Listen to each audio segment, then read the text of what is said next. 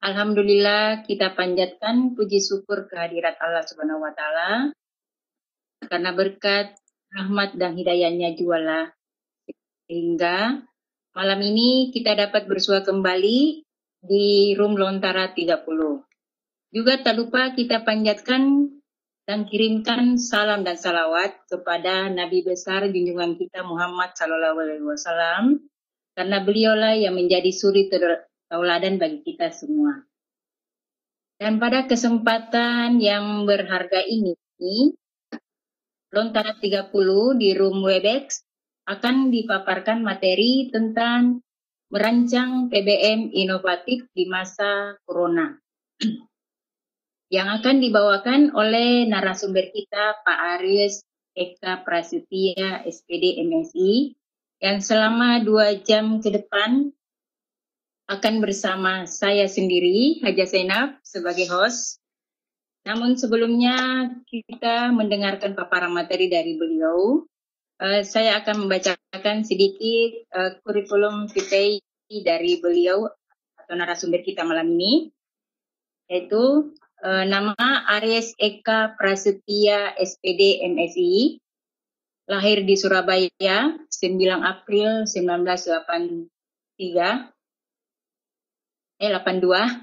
pendidikan SD Negeri Stawing Galing 2 Surabaya, SMP Negeri 6 Surabaya, kemudian SMA Negeri 5 Surabaya, S1 Pendidikan Sejarah UNESA, S2 Magister Administrasi Publik UWP, lalu lanjut di Universitas Donggui Busan di bidang inovasi teknologi pendidikan.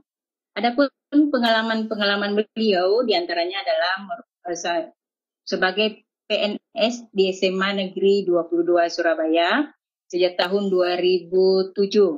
Kemudian menjabat sebagai staf Wakahumas di SMA Negeri 22 Surabaya, sebagai editor jurnal sejarah, pengurus MGMP Sejarah Kota Surabaya, tim kreatif Kopra Production dan tim kreatif Kan Production, lalu pengurus IGI Kota Surabaya dan pelatih online aksi Asosiasi Guru Sejarah Indonesia, dan juga merupakan founder dan pelatih Samisanop, 1 minggu 1 inovasi. Adapun prestasi-prestasi yang telah beliau dapatkan, yaitu pertama sebagai juara pada My Teacher, My Hero Indonesia Digital Learning, kemudian peringkat 6 pada seleksi tim delegasi pendidikan ke Donyu University Busan, Korea Selatan, kemudian juara 3 lomba karya tulis ilmiah bidang sejarah, lalu sebagai top teacher dan master Kuiper dalam kompetisi Kuiper School tahun 2015 dan 2016. Kemudian sebagai tim delegasi guru ke Australia, penerima anugerah guru sejarah inovatif dari Mendikbud, dan sebagai duta literasi Perpusnas dan IGI. Nah, karena sebagai duta literasi, ada beberapa karya dari beliau, yaitu 15 seri buku Samisano, kemudian buku pelajaran sejarah sebanyak 6 seri, buku perjalanan, komik, buku karya ilmiah, kemudian buku cerpen dan kumpulan puisi. Nah, itu beberapa prestasi beliau yang telah dihasilkan, dan beberapa inovasi-inovasi yang nantinya akan dipaparkan pada malam hari ini. Dan dalam masa pandemi ini bukan berarti kita harus diam, tapi terlebih kita harus meningkatkan kompetensi kita agar pendidikan dapat lebih maju dengan mencerdaskan anak bangsa. Bagaimana itu bisa kita laksanakan? Marilah kita bersama-sama mendengarkan paparan materi dari narasumber kita yang hebat, yaitu Pak Aries Eka Prasetya SPD MSI. Dan pada kesempatan yang berharga ini, saya selaku host mempersilakan kepada beliau. Silakan Pak. Ya, terima kasih Bu Zainab. Assalamualaikum warahmatullahi wabarakatuh. Pada kesempatan kali ini saya mendapatkan undangan yang sangat yang sangat surprise gitu bagi saya, karena ini pertama kali di masa pandemi bisa hadir ya, dalam kegiatan online webinar semacam ini, terutama di Lontara. Ini kali yang kedua kalau nggak salah saya mengisi di Lontara. Nah, ketika ditodong sama Bu Zainab pada waktu itu, Pak Haris isi dong, isi apa gitu. Ya udah, terus akhirnya karena kebetulan saya sudah pernah menulis sebuah buku, yang buku itu adalah saya keluarkan merupakan pengalaman ketika mengajar secara online di di masa pandemi corona. Akhirnya menjadi sebuah bentuk inovasi, yaitu bagaimana sih cara merancang PBM online di masa pandemi corona atau masa-masa PBM online selama ini. Ya, judul kita pada hari ini yaitu merancang PBM inovatif di masa corona. Bu Zainab, ini kelihatan ya di layar, Bu? Halo? Halo, kelihatan? Kelihatan ya, oke. Ya, jadi pada kesempatan kali ini merupakan sebuah kebanggaan bagi saya bisa mengisi kegiatan Lontara edisi yang ke-30 itu dengan judul merancang PBM inovatif di masa corona. Nah, apa sih sebenarnya, kita bicara dulu payung hukum berkaitan dengan pembelajaran online atau pembelajaran jarak jauh. Uh, Berkaitan dengan payung hukum tersebut, pembelajaran online di masa corona itu memang harus dilaksanakan. Hal ini karena kita jelas tahu pada masa saat adanya virus corona yang melanda Indonesia, untuk membatasi ruang gerak virus ini menyebar dengan cepat, maka siswa tidak diperbolehkan hadir ke sekolah, tapi diganti dengan cara melakukan pembelajaran online. Hal ini diatur dalam Peraturan Pemerintah Republik Indonesia Nomor 21 Tahun 2020, yaitu tentang PSBB atau pembatasan sosial berskala besar. Ya. Hal ini dalam rangka untuk mempercepat penanganan COVID-19. Terus kemudian dalam peraturan tersebut dibacakan, terutama di pasal keempat, yaitu pembatasan sosial berskala besar itu paling sedikit meliputi satu, masalah liburan sekolah dan tempat kerja. Nah, ini jadi jelas ya. Jadi sekolah-sekolah yang tanda kutip di area daerah merah atau kawasan merah yang banyak sekali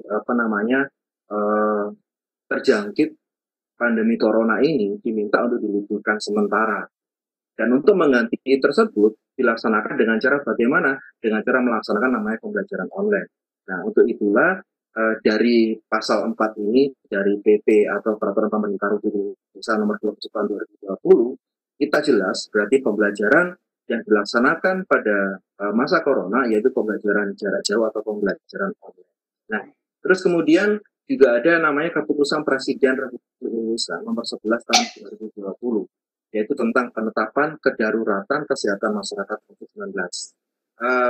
Dalam keputusan Presiden tersebut dijelaskan juga, yaitu bahwa COVID ini adalah jenis penyakit yang menimbulkan kedaruratan masyarakat. Terus kemudian menetapkan juga bahwa dilakukan upaya penanggulangan sesuai dengan ketentuan peraturan perundang-undangan dan di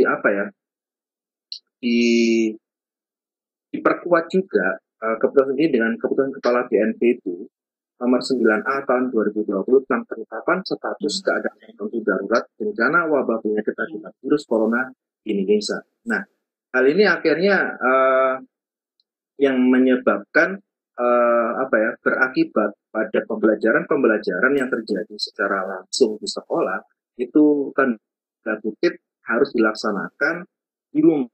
Dengan cara apa? Bisa homeschooling online, kemudian juga pembelajaran jarak jauh. Dan hal inilah mengeluarkan surat edaran Mendikbud nomor 4 tahun 2020. Mohon maaf, ada yang mengatakan nggak ada suara, Bu Zainab? Ada Pak. Ada, oh ya, mohon maaf. Ini karena di kolom komentar saya muncul nggak ada suara, kan saya bingung juga. Lanjut. Oke, lanjut ya. Ya, tentang pelaksanaan kebijakan pendidikan dalam masa darurat penyebaran COVID-19. Apa saja masalah ujian nasional yang kemarin kita tahu ya bahwa UNAS diadakan merupakan UNAS yang ibaratnya anak sekarang itu tahun ajaran sekarang yang lulus ini ibaratnya lulus karena corona gitu, nggak ada ujian, tiba-tiba lulus dan sebagainya. Terus proses belajar mengajar juga diatur di dalamnya, yaitu dengan cara PPM online atau pembelajaran jarak jauh.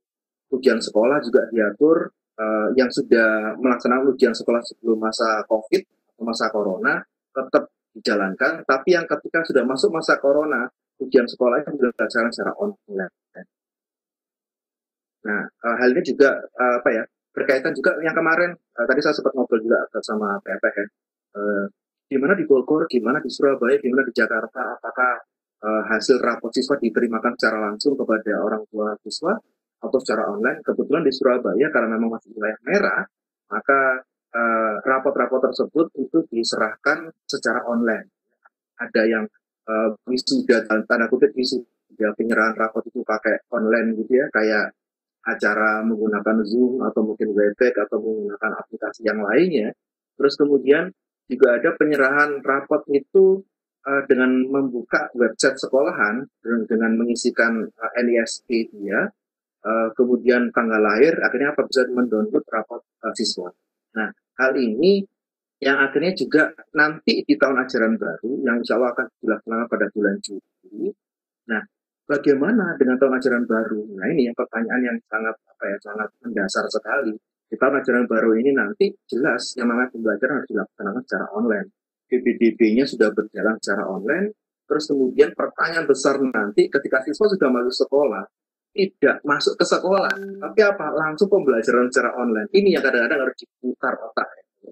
Kalau teman-teman IPI kemarin sudah berhasil aplikasi tentang PPDB, aplikasi tentang rapor online, kemudian juga pernah saya lihat beberapa teman sudah merancang beberapa tentang sistem pembelajaran nanti secara daring dan sebagainya. Nah, maka dalam kesempatan kali ini izinkan saya untuk berbagi juga tentang pembelajaran secara online. Bagaimana sih merancang pembelajaran secara online? Ya, ini ada sebuah gambar Bapak Ibu. Ini adalah gambar siswa saya ketika pada saat itu masih belajar secara normal. Ini kalau kita lihat betapa bahagianya mereka bermain dengan sambil-sambil inovasi. Kemudian saya mengajar mereka dengan materi-materi yang menyenangkan dan mereka antusiasme sekali dalam menerima pembelajaran. Nah, di masa corona kita mungkin nggak bisa menemui hal seperti itu. Kenapa? Jelas wajah-wajah mereka yang ada di kelas, ramainya mereka, keunikan, kenakalan mungkin tanda kutip. Nah, itu nggak bisa kita temui lagi karena nanti pembelajaran sudah dilakukan secara online.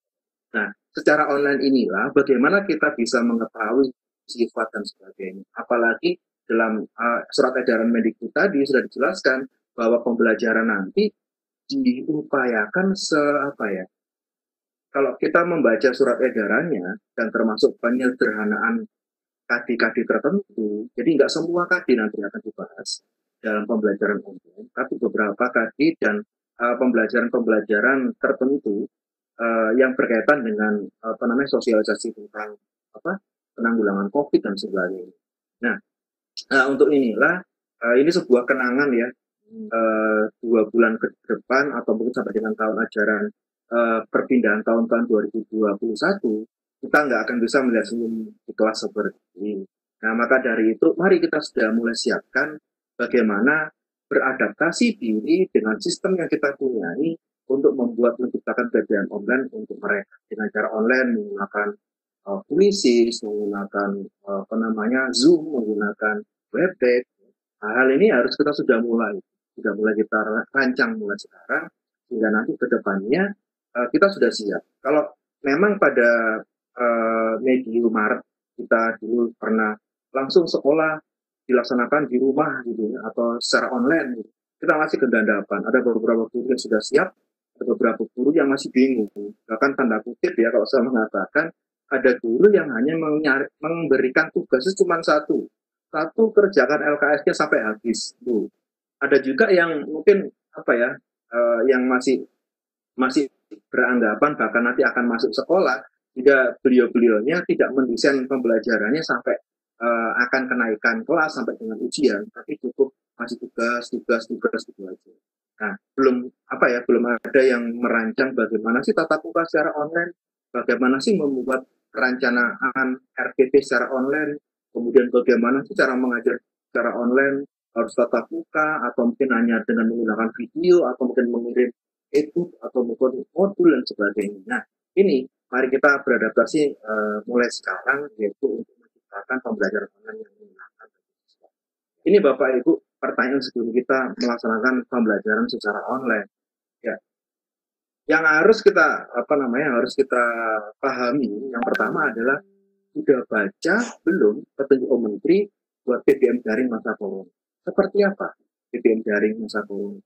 Itu pertanyaan yang pertama, yaitu mengenai tentang landasannya, kemudian petunjuknya, kemudian juknisnya, dan nanti akan dikembangkan sendiri oleh tiap guru dalam mengembangkan pembelajaran secara online, daring, atau mungkin jarak jauh.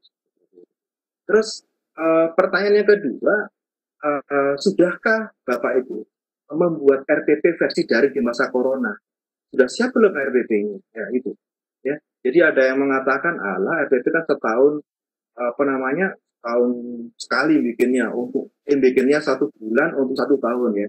Maka nanti di RPP masa corona ini nanti Bapak Ibu, insya Allah kalau saya bisa membaca ke depannya, nanti RPP Bapak Ibu nanti pasti akan dibikin 1 RPP 1 minggu. Nah, seperti slogannya sama-sama, 1 minggu 1 inovasi. Karena kenapa? Banyak sekali kelebihan pembelajaran online. Kalau kita setiap hari ngajar beberapa kelas, di PBM online, kita cukup ngajar 1 materi untuk beberapa kelas. Berarti kita nggak perlu tatap muka banyak, kan? Cukup tatap mukanya bikin aja rekaman, atau mungkin video, atau mungkin langsung disatukan semua kelas yang kita ajar, menjadi kelas besar, dan juga menjadi beberapa kelas kecil dan sebagainya.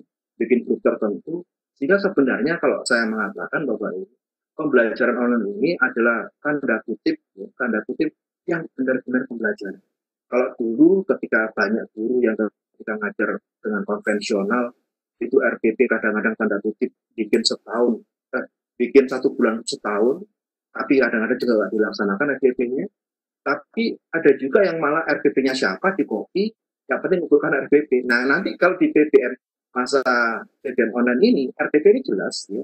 Nanti Bapak itu punya kelasnya online di mana, kemudian materinya, linknya mana, kemudian nanti tugasnya seperti apa, evaluasinya nanti linknya di mana, hasil evaluasinya seperti apa, itu insya Allah secara online terekam semuanya, kecuali yang nggak menjalankan.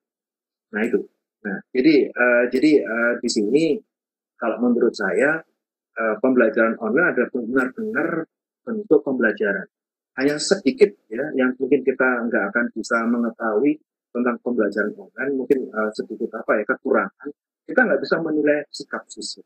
Itu yang kita akan kekurangan. Karena secara online kita nggak tahu bagaimana perkembangan. Kita hanya bisa melihat perkembangan secara nilai, perkembangan secara tampilan saja, secara laporan. Tapi kalau misalkan ditanyakan bagaimana pembelajarannya secara perubahan sikap, kita belum bisa menilai. Ya itu mungkin kelemahan yang akan kita bahas nanti bersama beberapa ahli yang lain. Terus yang ketiga pertanyaannya, pembuatan kelas maya untuk PBM daring udah siap belum? Itu Bapak Ibu. Jadi jangan sampai kita hanya berpatokan PBM online, terus gitu aja. Misalkan ngasih tugas di WA, dan menggunakan flashcard gitu ya. Hari ini kerjakan LKS halaman 1 sampai 20. Bukan seperti itu Bapak Ibu. Jadi yang namanya PBM online tidak hanya sekedar mengasih tugas, tapi kalau di konvensional punya kelas, maka ketika online harus punya kelas juga. Ayo kita bikin kelas buat mereka. Kelas maya bagaimana kelas maya? Bisa mungkin menggunakan kelas grup kecil di WA atau grup kelas, atau juga menggunakan namanya kelas IFB seperti saya menggunakan ya grup poin sejarah ya, itu di punya saya di IFB. Atau mungkin kalau Bapak itu suka menggunakan Google Classroom dulu, atau mungkin menggunakan Kuiper ya, ada teman dari Makassar yang dosen kemarin namanya ahlinya ketika beliau menggunakan Kuiper, pembelajarannya langsung menggunakan Kuiper, keren. Atau mungkin menggunakan kelas-kelas yang lainnya, menggunakan Microsoft, menggunakan 365 dan sebagainya, itu banyak. Jadi jangan yang paling penting di sini adalah kita mengupgrade diri. Jadi jangan sampai nanti siswanya sudah level 3, gurunya masih level 1. Nah ini yang terjadi adalah apa? Banyak sekali nanti. Nah maka kita harus terus belajar. Tujuan webinar seperti ini, workshop diikuti bukan hanya mencari sertifikat. Ini yang saya kemarin agak sedikit pusing gitu ya. Kalau melihat di grup itu sertifikatnya sudah ini sertifikat, padahal sertifikat adalah tanda kompetensi. Kita ditanya isi sertifikatnya apa, nggak jelas. Seperti itu. Nah, itu. Yang keempat, media yang cocok buat pelaksanaan PBM daring gimana? Nah, ya. Jadi media yang kita akan gunakan nanti, misalkan nanti pemberian e-modul atau e-book, atau mungkin video-video dan sebagainya. Mari kita siapkan. Jadi Bapak Ibu nanti kayaknya nanti setelah ini saya memprediksi di rumah itu ya, yang jago bikin video pasti punya green screen. Ini mohon maaf kalau di belakang saya nggak ada green screen ya. Karena kalau sudah malam gini di bawah saya ini sudah ada kasurnya. Jadi saya mau memasang green screen itu agak ribet. Ya itu. Jadi itu ya. Jadi mungkin nanti Bapak Ibu akan sering menggunakan green screen, nanti tiba-tiba datang ke toko elektronik beli kamera seperti ini ya, bikin kamera, terus headset ya. Ini karena kebetulan saya belum punya headset yang bagus gitu ya. Akhirnya masih menggunakan headsetnya HP. Gitu. Ya. Nah, terus penguasaan teknik-teknik mengajar daring udah di-upgrade belum? Ini Bapak Ibu.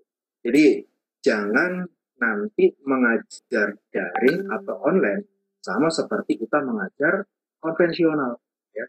Nggak apa-apa, step by step-nya atau langkah-langkahnya sama, nggak masalah. Tapi sudahkah kita mengupgrade diri? Yang ngabsen itu pakai Aris Kota, Aris Eka, Aris RBD, semua dipanggil. Cuman nanti di pembelajaran online kita nggak perlu lagi yang namanya memanggil seperti itu, cukup dia dipartisi,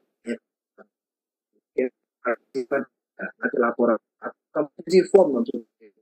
Nah ini kemampuan ini harus diupgrade. Terus ada juga bahan-bahan buat di-share ke peserta didik udah siap belum? Bahan-bahan yang buat di-share. Ya. Biasanya nanti kalau sekarang, kalau kemarin ya, ketika Maret, April, Mei, kita masih gendadapan ya, masih bingung bagaimana materinya, bagaimana ngajarnya, karena nggak ada persiapan. Tapi dengan kita beradaptasi 3 bulan kemarin, tahun ajaran baru kita harus sudah siap. Ya. Materi-materinya disiapkan, kemudian kalau belum sempat ingat, kelebihan PBM online, kita bisa mengupgrade setiap 1 minggu atau 1 bulan sebelumnya. Dan kita nggak harus setiap hari ketemu sama siswa.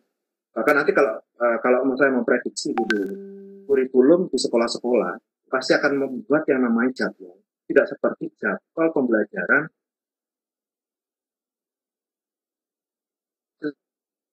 online terus, habis kuotanya. Tapi pasti misalkan hari Senin pelajaran A, B, atau cara. Nanti hari Selasa D, E, F, seperti itu. Nah, insya Allah kalau 1 minggu sekali seperti ini, yang terjadi adalah apa? Setiap guru ngajarin cukup sekali dan lebih enak kan? Cuman nanti persiapan sisa hari, Senin ngajar, Selasa, Rabu, Kamis, Jumat, digunakan untuk bikin materi, mempersiapkan pembelajaran 1 minggu.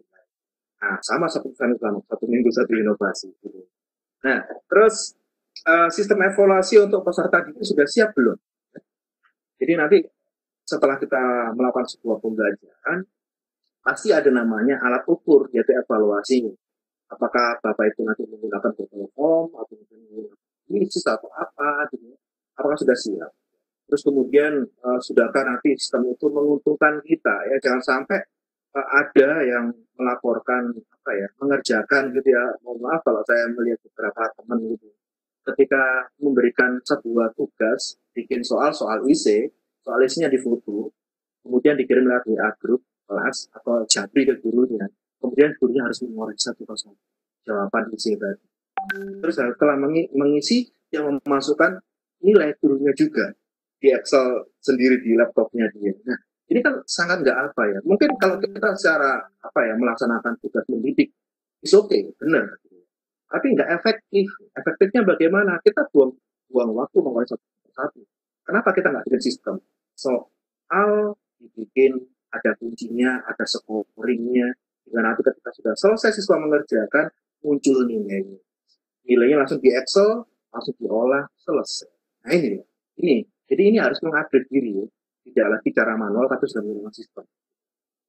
Terus sistem pengolahan nilai ini yang tadi saya ceritakan ya, juga dibuat rule dan sistemnya ya, atau masih gimana gitu. Contoh paling gampang yang saya lakukan kemarin, sudah satu buku saya selalu melakukan deadline.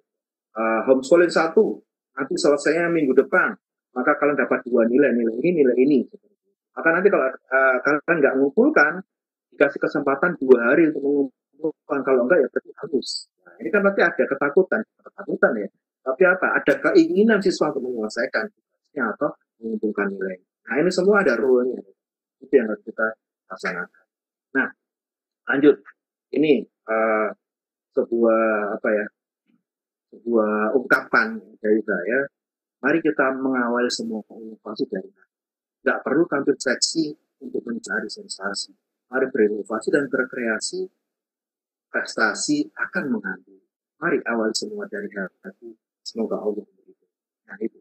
Ini yang menjadi sebuah pegangan saya atau pandangan saya sejak bahwa sering kita itu selalu ingin ke depan. Ini yang paling depan. Tapi kita selalu melupakan yang kita lakukan berawal dari hati. Kalau misalnya dari hati, tidak ada yang merasa tersaingi, tidak ada yang merasa yang kita menyanyi. Karena apa? Tujuan kita adalah apa? Ibadah. Atau bisa ketika ditanya sama kepala sekolah masuk atau dia SMA 22, itu ditanya, Pak Aris gak SMA 22 tujuannya apa? Ibadah. Terus kalau ibadah saya berhasil, saya dalam artian ikhtiar saya benar, ya pasti insya Allah siswa saya akan tinggal sosum itu ingat mau masuk guru dan lain-lain. Ya. Lanjut Bapak Ibu. Nah, apa yang harus kita laksanakan dalam membuat sebuah inovasi? Apa yang kita lakukan dalam persiapan kita melaksanakan pembelajaran? Yang pertama jelas, ya, kita harus satu kuasai materi. Jangan sampai seorang guru nggak menguasai materi. Memang ada sebuah pepatah orang Jawa, dalang orang kerjaan lakon. Maksudnya apa? Seorang dalang nggak akan kehabisan yang namanya cerita. Nah, tapi kalau dalam pembelajaran online, kita mengarang terlalu muter-muter gitu ya. Apalagi nggak ada namanya face to face dengan siswa. Bagaimana melihat apresiasi dia, mimik dia bagaimana. Kalau kita nggak menguasai materi, maka ini harus literasi lagi. Satu kuasai materi. Kuasai bahan materi dengan berbagai metode dan pendekatan. Kita ngajarkan di apa, dengan menggunakan cara apa, evaluasinya bagaimana, kuasai. Ya. Setelah kita menguasai materi, maka yang kedua adalah buka hati. Buka hati yang bagaimana maksudnya? Buka mata. Ketika teman lain menggunakan ini, bagus. Kenapa kita enggak mencoba meniru? Sesuatu yang baik, kenapa enggak ditiru? Terus jangan lupa buka telinga. Aja buka telinga itu apa? Apa yang kita lakukan? Kita share kepada orang lain. Kita dengarkan pendapat orang lain. Oh ini kelemahannya di sini, ini salahnya di sini. Terus nanti ada. Nah, baru kita selanjutnya adalah apa? Dari masukan-masukan yang ada, dari meniru-meniru, buka mata, buka telinga, kita buka hati. Dan maksudnya bagaimana? Kita mengekspor kemampuan kita untuk berinovasi. Kemudian kita mempublikasikan tulisan kita di sosial media, di buku, dan sebagainya. Sehingga nanti apa? Yang ketiga, sharing. Seperti IG ya, sharing and growing together. Selalu berinovasi dengan cara berbagi. Insya Allah, apa sih hal yang kita memberi tapi nggak habis-habis? Ilmu, Bapak Ibu. Jadi dengan kita memberikan ilmu, insya Allah kita akan belajar lagi dan itu akan apa? Seperti akar. Kita ngasih 1, 3 orang dapat. 3 ini akan mengajarkan yang lain. Kenapa? Nah, seperti bentuk ibadah. Seperti amalan yang nggak habis-habis. Jangan lupa untuk share. Selanjutnya, dalam pembelajaran online nanti. Nah, ini sekarang waktunya Bapak Ibu untuk memulai membuat inovasi. Dengan cara apa? Langkah-langkah yang sederhana. Yang pertama adalah pikirkan. Tenang dulu permasalahan apa yang kita dapatkan. Jelas, permasalahan saat ini yaitu kegiatan online saya nggak ngerti apa-apa. Maka apa? Pahami dulu permasalahannya. Mencari tahu bagaimana cara untuk menyelesaikan dengan cara berinteraksi, googling, tanya teman dan sebagainya. Pikirkan permasalahan apa yang sekiranya perlu dilakukan inovasi dalam kegiatan tugas Anda. Ya. PBM online ternyata siswa tidak ada kuota cari internet gratisan, PW pecinta wifi, atau mungkin PBM online tapi siswa punya gadget, bikin namanya kelas informasi atau info kepada siswa yang punya gadget boleh nanti nimbrung ke teman yang paling dekat yang punya gadget, boleh nggak Pak? Ya, itu contohnya, itu contoh solusi itu saja. Kemarin saya juga menjumpai ketika saya mendapatkan sebuah permasalahan ya, saya melihat di daftar nilai siswa itu ada satu siswa yang kosong nilai, terus kalau untuk tanya di grup juga nggak muncul anaknya, ternyata apa kendalanya, dari keluarga yang tidak mampu, tidak punya gadget, tidak punya. Nah, akhirnya apa? Ada yang namanya penilaian atau apa ya, cara-cara tertentu buat anak ini, yaitu apa? Kita memberikan secara langsung, saya datangi, walaupun sebenarnya ini sudah melanggar apa namanya PSBB, gitu. Kita datangi, saya kasih soal, saya kasih materi tentunya, saya kasih materi dulu, saya coba untuk menjelaskan, kemudian sebisanya kamu apa, yang penting indikator kamu bisa mampu di sini, tujuannya belajar sudah jelas, dan kamu berkompetensi di dalamnya, ya selesai. Nah ini sekedar apa ya, pikirkan terlebih dahulu permasalahannya. Terus kemudian rancang sebuah inovasi untuk menyelesaikan permasalahan atau membuat pembelajaran Anda lebih bermutu dan lebih berjaya. Dari sebuah permasalahan kita bisa merancang sebuah solusi ke depan dengan cara adaptasi. Kemudian pertama sekali itu adalah mengadopsi, adopsi dulu. Oh mungkin ini permasalahannya ini, saya nggak tahu nih jalan keluarnya, kita adopsi dulu, lihat orang lain bagus nih, adopsi dulu caranya. Kemudian dari adopsi kita coba untuk beradaptasi, seperti ini, terus kita mencoba imitasi, setelah imitasi kita mencoba berkreasi, dan terus selanjutnya apa, berinovasi ya. Setelah berkreasi, berinovasi, berbagi. Nah, setelah kita merancang, setelah memikirkan permasalahan, kita merancang sebuah rule pembelajaran, strateginya bagaimana? Kita tulis runtutan rule nih. Tahapan 1, tahapan 2, aturannya seperti ini dan sebagainya. Strateginya dan sebagainya. Dan yang paling penting, kalau kita membuat sebuah inovasi, jangan lupa untuk dilakukan. Ini yang kadang-kadang apa ya? Ini mohon maaf ya kalau saya menyinggung beberapa teman-teman yang sering punya satu inovasi dikembangkan sampai detail, akhirnya dibuat lomba. Setelah lomba, lupa untuk dibagikan kepada teman-teman. Ini yang kadang-kadang, kalau menurut saya pribadi, lebih baik sedikit memberi, tapi berdampak bagi orang lain, daripada kita untuk diri itu sangat tinggi, tapi untuk orang lain tidak. Jadi ibarat sebuah pohon, jangan menjadi bambu yang kecil menjulang tinggi sekali, tapi orang berada di bawahnya pun tidak tidak merasa nyaman. Tapi jadilah seperti pohon beringin, walaupun dia tumbuhnya tidak terlalu tinggi, tapi dia rindang. Maka apa orang yang ada di dekatnya pasti akan merasa nyaman. Jauh seperti itu. Lanjut. Nah ini sekarang kita masuk. Apa tahapan pembelajaran masa corona? Oke. 3 tahapan pembelajaran masa corona. Ya, jadi yang pertama dalam pembelajaran masa corona, Bapak. Yang pertama adalah apa? Merencanakan PBM dengan matang. Jadi pertama kali adalah rancang dulu PBM dengan matang. Susun rule, kemudian susun publikasi untuk PBM pada siswa. Kalau saya biasanya saya bikin kelas dulu, terus kemudian saya informasikan di kelas dan sebagainya. Terus yang langkah yang kedua, Bapak Ibu, langkah yang kedua adalah apa? Setelah merancang atau merencanakan, yang kedua adalah praktek PBM online, memberikan materi, kemudian melakukan live secara online, melakukan pembelajaran, ya. Itu adalah langkah yang kedua. Nanti akan kita bahas. Langkah yang ketiga adalah tahapan ketiga adalah evaluasi. Setelah merencanakan dengan benar, mempraktekkan, mengevaluasi. Evaluasi untuk siswa dan diri sendiri, ya. Melakukan evaluasi secara online. Sekarang mari kita lihat beberapa perkenalan sedikit ya tentang perangkat lunak yang mendukung pembelajaran online. Untuk pengelolaan kelas, kita bisa menggunakan Google Classroom, terus kita juga bisa absensi menggunakan Google Form, Zoom, atau mungkin Microsoft Form, ya. ada juga aplikasi Moodle, ada si Pintar ya. Itu untuk pengelolaan kelas. Bapak Ibu saya menggunakan grup FT, grup WA dan sebagainya. Silakan. Kita explore ya. Yang paling Bapak Ibu kuasai pakai. Tidak perlu pakai semuanya. Yang paling dikuasai yang mana itu kita telateni, kita kita adaptasi di dalamnya sehingga kita menguasai dan pakai. Terus untuk konferensi atau untuk pembelajaran live, kita bisa menggunakan beberapa, misalkan seperti Google Meet, kemudian Zoom, Webex, atau mungkin sekarang ada yang terbaru itu Skype ya. Skype yang sekarang bisa banyak orang ya, nggak hanya terbatas ya. Monggo dipakai. Nah, terus untuk quiz atau evaluasi ya, kita bisa menggunakan quizzes, menggunakan Kahoot biar keren ya anak-anak melihat ke layar gitu ya. Tinggal diklik-klik. Atau mungkin menggunakan apa lagi banyak ya.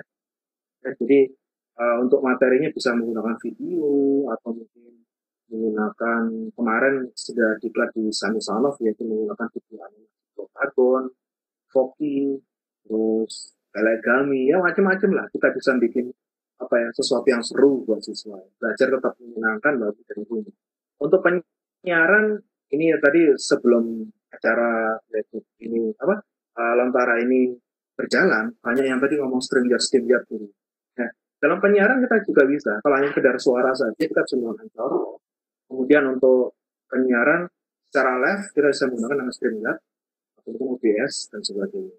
Itu Bapak Ibu. Jadi ini bisa kita gunakan biar apa? Biar nanti peserta didik itu merasakan, oh ternyata guru saya hadir beneran. Oh ini dulu wajahnya guru saya. Jadi enak. Kita bisa belajar. Ini contoh ya, berbagai kegiatan pembelajaran yang dapat dilakukan dengan tujuan online. Secara umum saja Bapak Ibu. Untuk pembukaan jangan lupa mengabsensi. Tadi ada Google Form.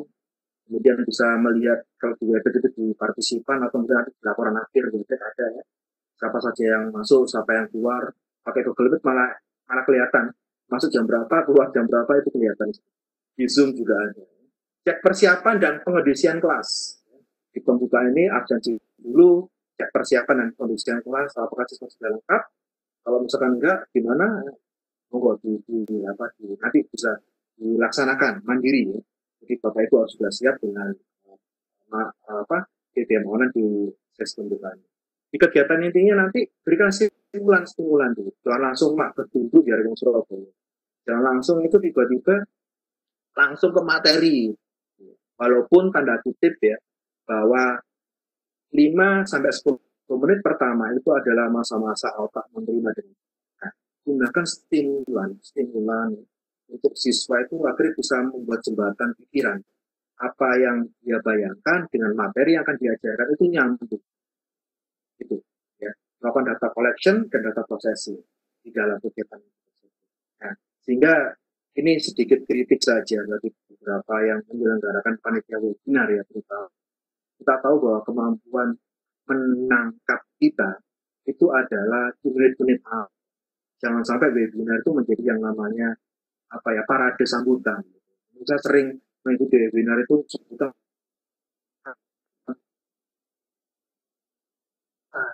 Konser musik itu yang didengar adalah apa? Yang paling akhir, gitu. Karena gerak-gerak dan sebagainya. Tapi kalau webinar itu adalah materinya, maka materi yang taruh aja di depan, sambutan terakhir balik. Ya ini sekedar masukan saja, sehingga ini yang saya sering mendapati ya, siswa-siswa saya terutama ketika pelajaran gitu. Di menit-menit awal saya kasih stimulan, saya kasih bercandaan sehingga dia membangkitkan gerak darah mengalir ke otak sehingga dia adanya bisa berpikir menyambungkan antara yang dia bayangkan dengan materi yang saya ajar. Nah ini loh yang penting di situ, membuat jembatan informasi ini. Jangan lupa nanti di kegiatan penutup melakukan generalisasi, menyimpulkan pembelajaran. Dan langsung tiba-tiba selesai, assalamualaikum. Assalamualaikum. Enggak ingin sekedar gitu ya.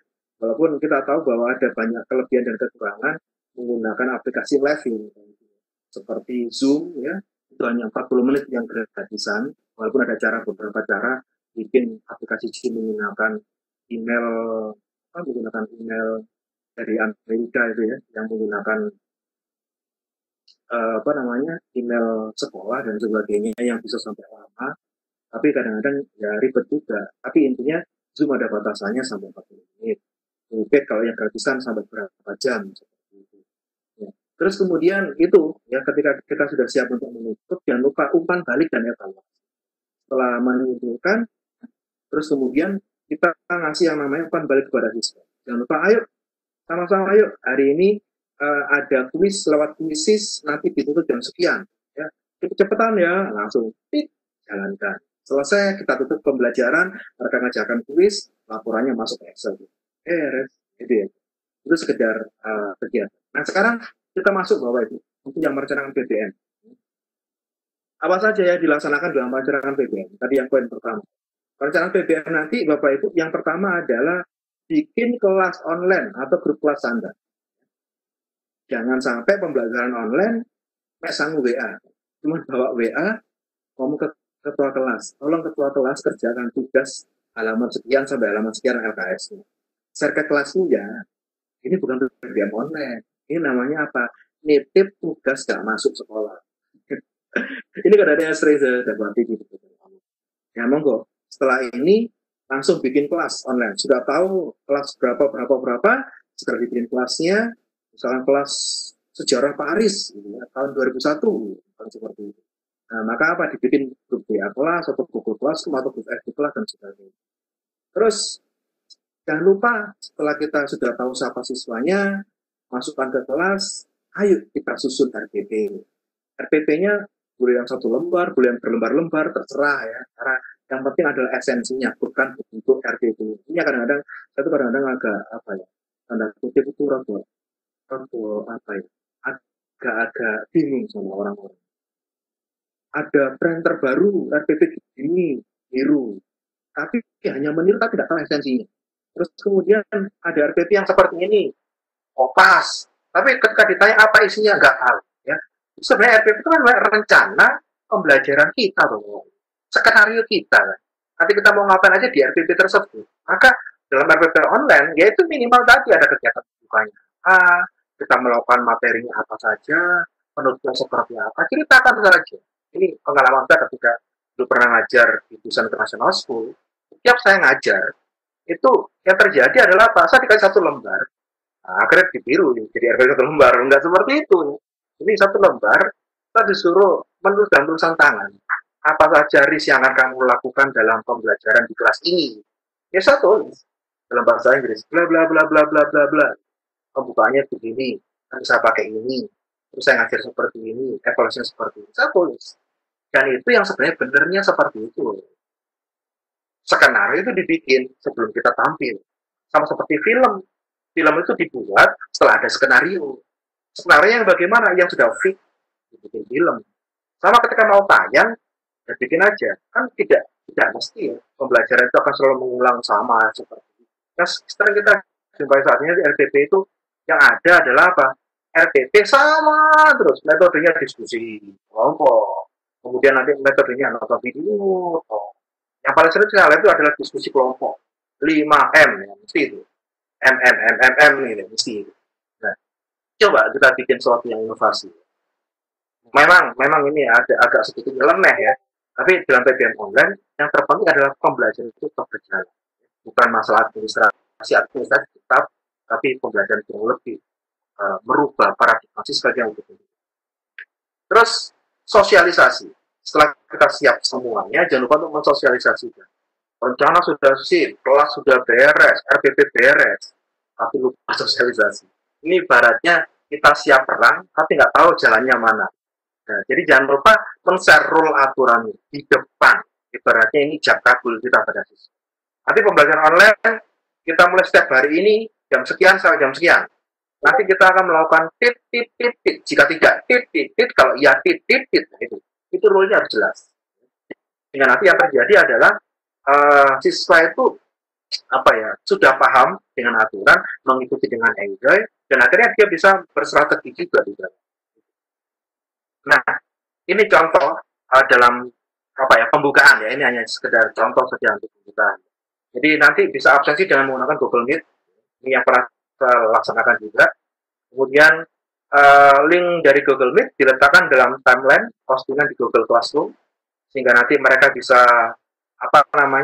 langsung mendownload atau mungkin mengakses secara langsung. Terus semua diminta masuk ke dalam Google Meet dengan posisi kamera menyala. Nah, ini Bapak Ibu. Ada kegiatan berdoa, absen dan cek seragam. Jadi jangan sampai nanti ini sekedar masukan dari saya ya. Walaupun pembelajaran dari rumah, tolong sekolah benar-benar ada. Jangan karena nanti sekolah dari rumah, anak-anak sambil tiduran. Pernah lihat ya video viral yang kemarin di Instagram itu? Ada seorang dosen ngajar dengan sungguh-sungguh memaparkan presentasinya. Yang mahasiswanya bangun dari tidur terus barusan gini ada apa gitu. Nah, jadi ditinggal dosennya. Nah, untung kameranya nyala sehingga apa yang terjadi dosennya tahu. Kamu Ardi dari tadi kok tidur terus, kamu nggak sopan kan, misalnya begitu kan. Nah itu. Nah, jadi nanti tolong dalam pembelajaran online ini siswa juga diminta tuh pakai seragam seperti sekolah beneran gitu ya. Jadi sekolah beneran ya mandi ya. Kadang-kadang saya juga pernah menjumpai ya ketika pelajaran kemarin itu. Anak belum mandi ngaku sama saya. Pak Aris, mohon maaf saya belum mandi jam 9. Biasanya sama di jam 12 selain tidur. Sama dong. Ya kadang-kadang saya juga lakukan PPM juga ada belum mandi juga. Yang penting pakai kopiah, ada cahaya kelihatan, nggak kelihatan kumus-kumus kan, tetap seger gitu. Ya itu. Posisi aplikasi standby, maksudnya menggunakan Google Classroom yang saya gunakan sudah standby. Terus setelah tadi sudah perencanaan PPM, sekarang kita langkahnya kedua, yaitu praktek PPM online. Hampir 1 jam ya, saya ngomong terus ya. Oke, ini selesai Bapak Ibu. Praktek PPM online. Praktek PPM online, apa saja yang dilakukan? Jadi nanti yang dilaksanakan adalah satu, siapkan dulu kemampuan kita untuk mengelola yang namanya live presentasi. Ya, seperti ini saya menjelaskan. Kalau saya biasanya di kelas jalan-jalan sambil ngejok gitu ya, melihat siswa saya dioni, saya goda. Sekarang saya nggak tahu siswa saya, hanya lihat di layar. Pokoknya. Nah, maka apa kita harus melihat kemampuan kita, ya, mengelola aplikasi yang kita gunakan, ya seperti WebMeeting seperti ini. Saya menjadi presenter, kemudian nanti bagaimana cara mengabsen, bagaimana nanti saya menjelaskan, saya bagaimana share screen dan sebagainya. Zoom meeting juga seperti itu. Ya. Jadi ini harus kita kuasai, bikin live presentasi dan praktek di online. Terus jangan lupa Bapak Ibu untuk materi, ini yang paling penting. Kita harus bisa walaupun live gini juga bisa, tapi alangkah indahnya. Ini kalau nggak salah dalam pembelajaran tahun ajaran baru ini kan buku belum bisa nyebar. Dalam artian materi ini kan belum ada. Siswa hanya punya yang namanya materi dari Google. Ya. Kita harus bikin materi sendiri Bapak. Bikin e-book sendiri. Paling gampang ya bikin e-book aja dari PDF. Kita nulis gitu ya materinya, ya. Terus kemudian kita PDF kan gampang, save as PDF juga. Atau presentasi seperti ini nanti ya, dari PPT gitu ya, banyak sampai halaman berapa gitu. Terus kemudian di PDF kan, share ke siswa. Itu paling gampang. Nanti kalau mau lebih keren lagi, ada juga nanti saya kasih contoh yang bikin buku dalam e-book ya, nanti seperti buku beneran. Kita menggunakan aplikasi pembuat buku e-book. Itu juga gampang. Di sana juga ada pelatihannya, pelatihan pertama saya sana itu begitu. Nah, terus yang ketiga adalah bikin video materi pembelajaran Bapak. Ini yang sebenarnya bisa kita gunakan 1 kali video untuk banyak orang dan bisa ditonton kapan saja, diulangi berapa kali. Ini yang paling saya suka. Alhamdulillah untuk materi video saya dari mulai kelas 10 kelas 12 sudah ada semua di pendidikan TTI sama sejarah. Sehingga nanti kalau saya butuh materi apa gitu ya, saya tinggal nanti cari di pendidikan TTI. Ini videonya linknya saya share. Karena saya ngajar dengan siswa kan, karena interaktif gitu, RS gitu. Atau mungkin kalau kemarin sudah jadul tuh ya, saya pengen gaya sedikit lah. Gitu. Nah, kita bisa menggunakan video. Sekarang banyak sekali editing video ya. Pelatihan juga sudah banyak. Menggunakan Game Master yang terutama ya, karena bisa green screen. Bisa kita tampil seperti di ruang guru atau mungkin seperti di rumah belajar dan sebagainya ya. Nah itu sehingga nanti kita bisa lebih enjoy animasinya jalan, bahkan kita nanti berubah menjadi animasi bukan full cartoon atau teladami dan sebagainya. Apa yang yang nggak mau ribet gitu ya. bikin aja PPT itu video. Itu menggunakan PPT yang kita rekam langsung. Jadi Bapak Ibu ini bisa ya, seperti ini saya membuka PPT sambil merekam suara saya, terus dijadikan presentasi PPT video. Di-share ke siswa. Seperti ini juga nampak gambar saya kecil gitu ya, kamera dinyalakan, terus PPT-nya dijalankan sambil menjelaskan. Hari ini kita belajar materi bla bla bla bla bla sambil ngomong. Ayo yang tidur itu bangun dulu, nah, seperti itu. Karena kan kita interaktif sama mereka. Itu. Nah, ini contohnya kegiatan inti dalam pembelajaran online ya. Ini hanya contoh saja. Guru dapat meminta siswa membuka buku artikel online. Ini bisa artikel dari Google atau e-book yang kita share tadi. Atau nonton video yang linknya sudah di-copy di Google Classroom, karena saya menggunakan Google Classroom ya. Nah, atau mungkin sebagai stimulan literasi ya. Itu contohnya. Jadi saya biasanya kalau ngasih materi dalam kegiatan inti, ketika live, saya nggak perlu ngasih materi Bapak Ibu. Saya cukup menjelaskan. Tapi untuk memperdalam materi itu, biasanya saya kasih e-book. Linknya saya kasih di kelas. Atau di grup FB lah. Saya kasih linknya, silakan dibaca dulu. Kemudian melakukan yang namanya diskusi. Ini yang kedua, setelah diberikan waktu untuk membaca dan menonton, siswa kembali dipanggil dalam Google Meet untuk memperhatikan penjelasan dari guru. Jadi ini sistemnya 2 kali, kita share dulu materinya, terus kemudian kita ajak ngobrol langsung pembelajaran live dengan sharing screen atau screen seperti ini, sharing screen ini menjelaskan beberapa materi yang perlu penjelasan mendalam. Ini materi di-share dulu live, kemudian guru menjelaskan.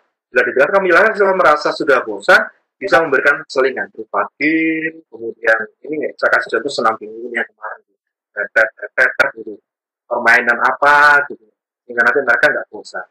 Ya, ini contoh-contoh saja, Bapak Ibu nanti bisa mengupgrade, kemudian berinovasi yang lainnya lebih keren lagi. Terus juga ada diskusi biasanya. Ini biasanya diskusi ya. Kita juga bisa yang namanya diskusi kan jigsaw 1, 2, 3, nanti pukul 2, 3 gitu.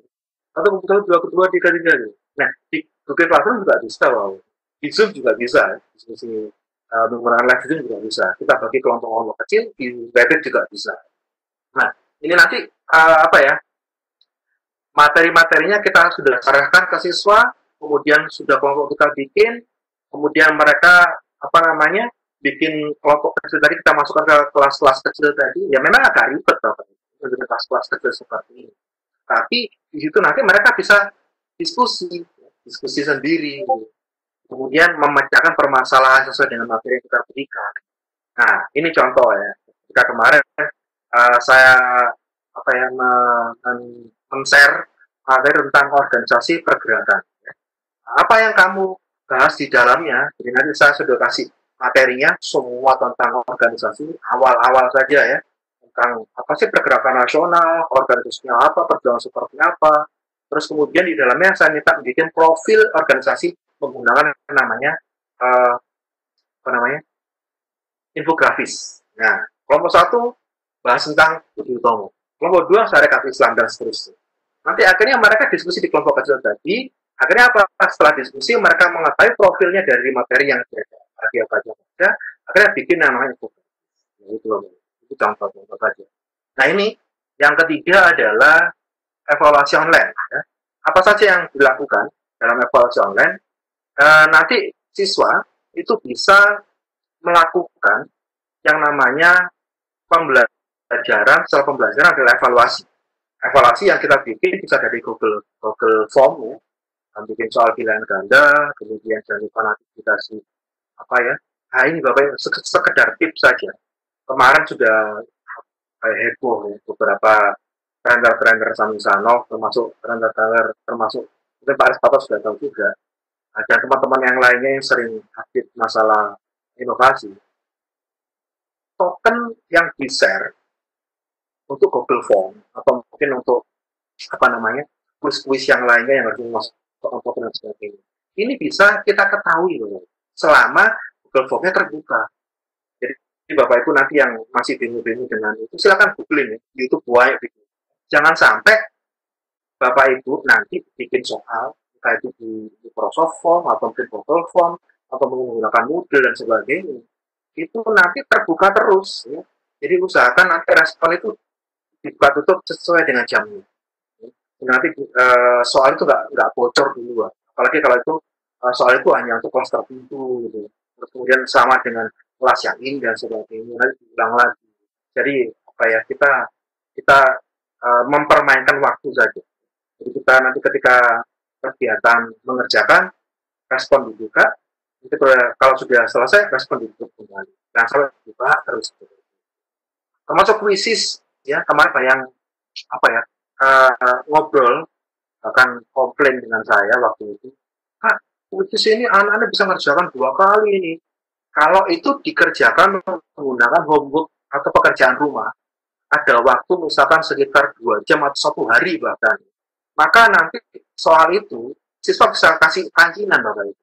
Kerjaan pertama nggak pakai namanya, terus kemudian dia ngerjakan lagi, udah tahu soalnya kan di-capture atau apa, cari apanya, kerjakan lagi pakai nama aslinya dapat 100. Ini gampang diketahui dengan cara bagaimana kita bisa cek di laporan Excel-nya.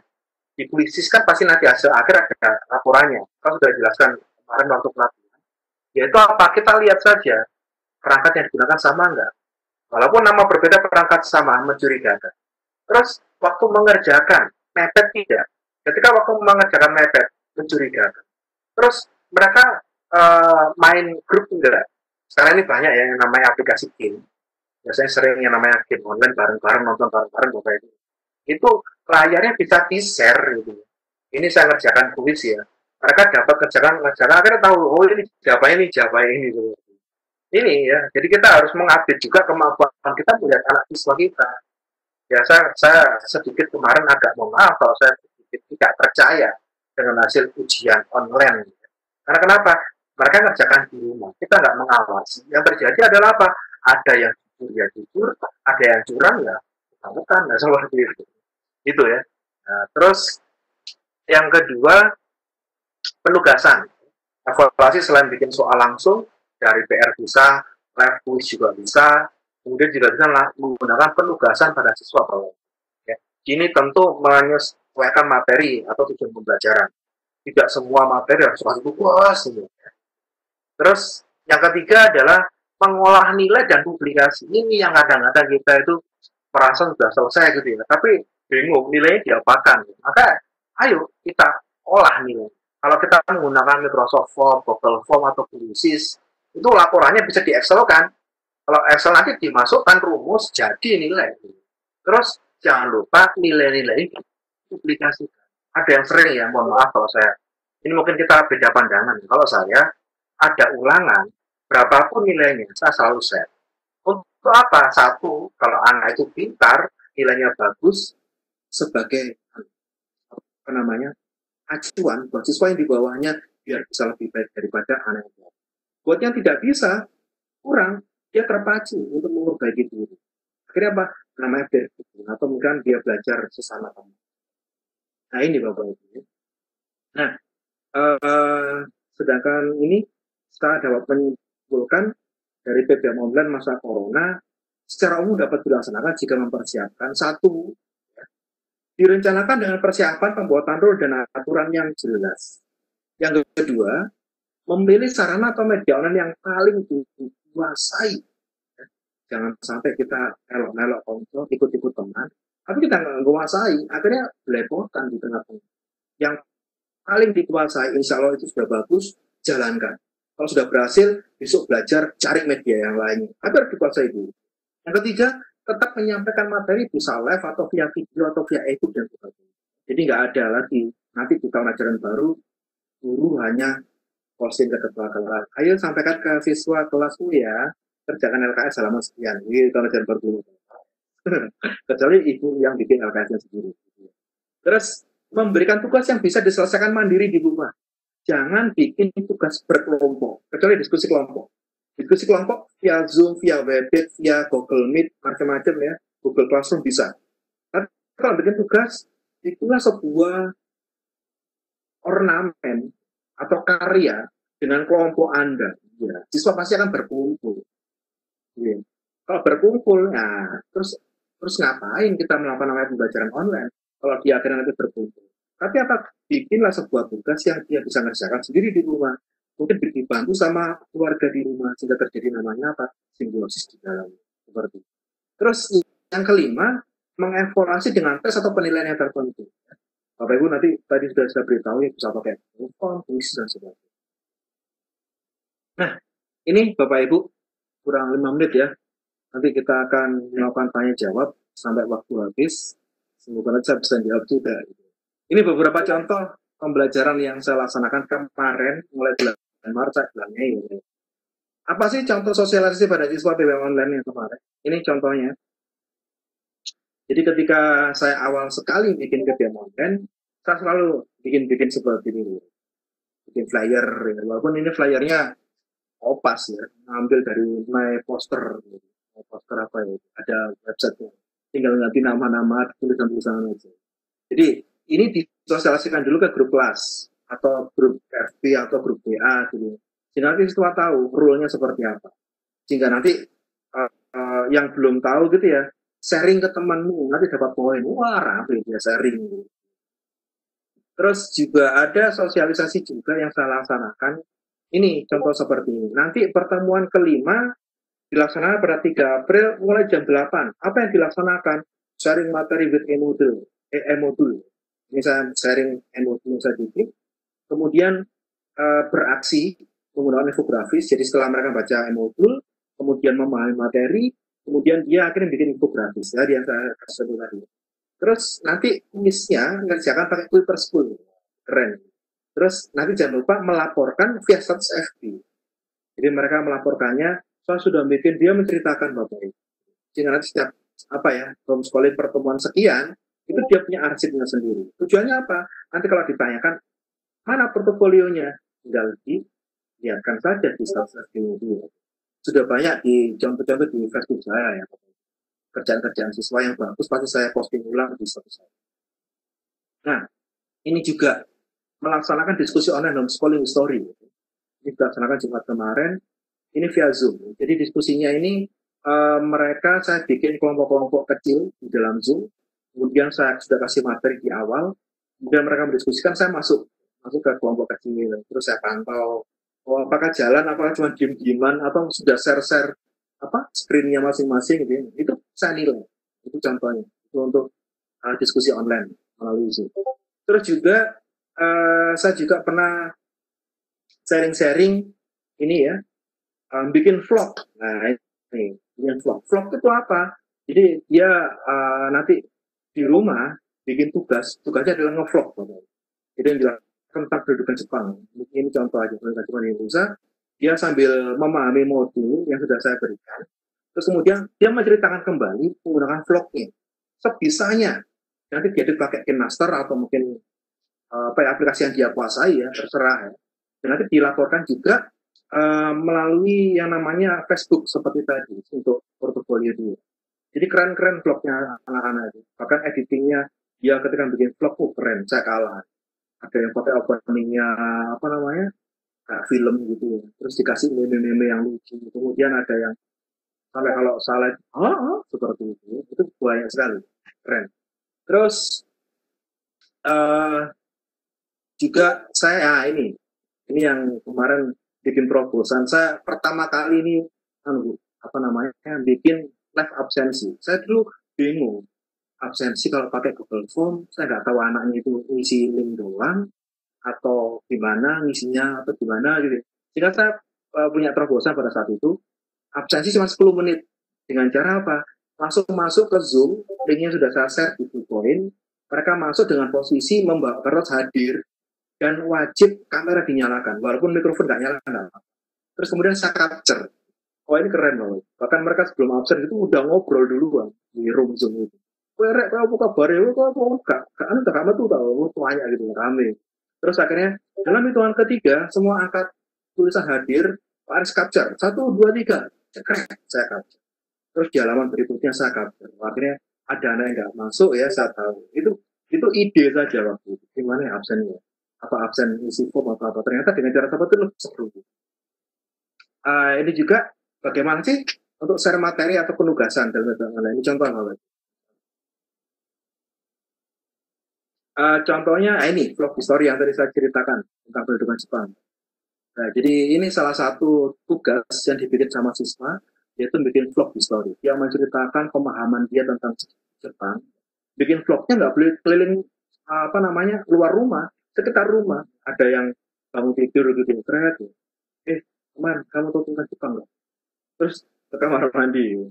Jepang itu, dia cerita, terus tanya sama ibunya waktu masak itu digarai. Bu, Jepang berapa yuk? Jepang masuk ke Indonesia karena apa yuk? Semuanya itu terus. Akhirnya apa ada hal-hal yang lucu gitu. Itu contoh.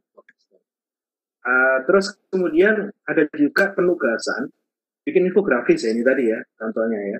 Jadi infografis, jadi setelah baca modul siswa diminta untuk bikin infografis. Sulit tidak, karena kenapa? Sebelum saya ngasih tugas seperti ini, saya pasti ngasih video tutorial atau mungkin e-book cara bikin infografis. Mereka bisa pakai Canva, mereka bisa pakai yang namanya PhpArt atau mungkin aplikasi yang lain. Atau mungkin kalau misalkan nggak mau ribet, pakai Word dulu, saya terima. Yang penting apa? Dalam bentuk JPEG. Sudah. Yang penting kamu paham dengan infografis yang kamu bikin, maka apa? Saya nilai. Udah itu. Kalau ada kesalahan, saya komentari.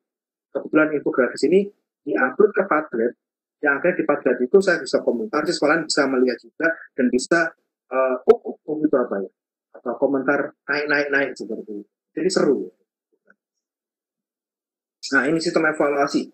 Bagaimana sistem evaluasi dalam PBM online?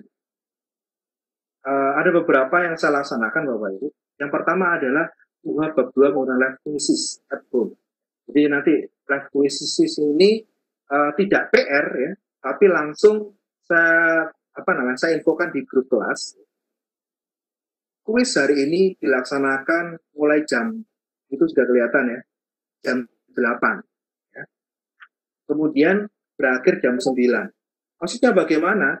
Nanti UH-nya ini bukan jam 8, jam 9, no. Tapi apa? Jam 8 lebih berapa gitu ya. Itu untuk mereka untuk masuk dulu ke kelas kode tadi.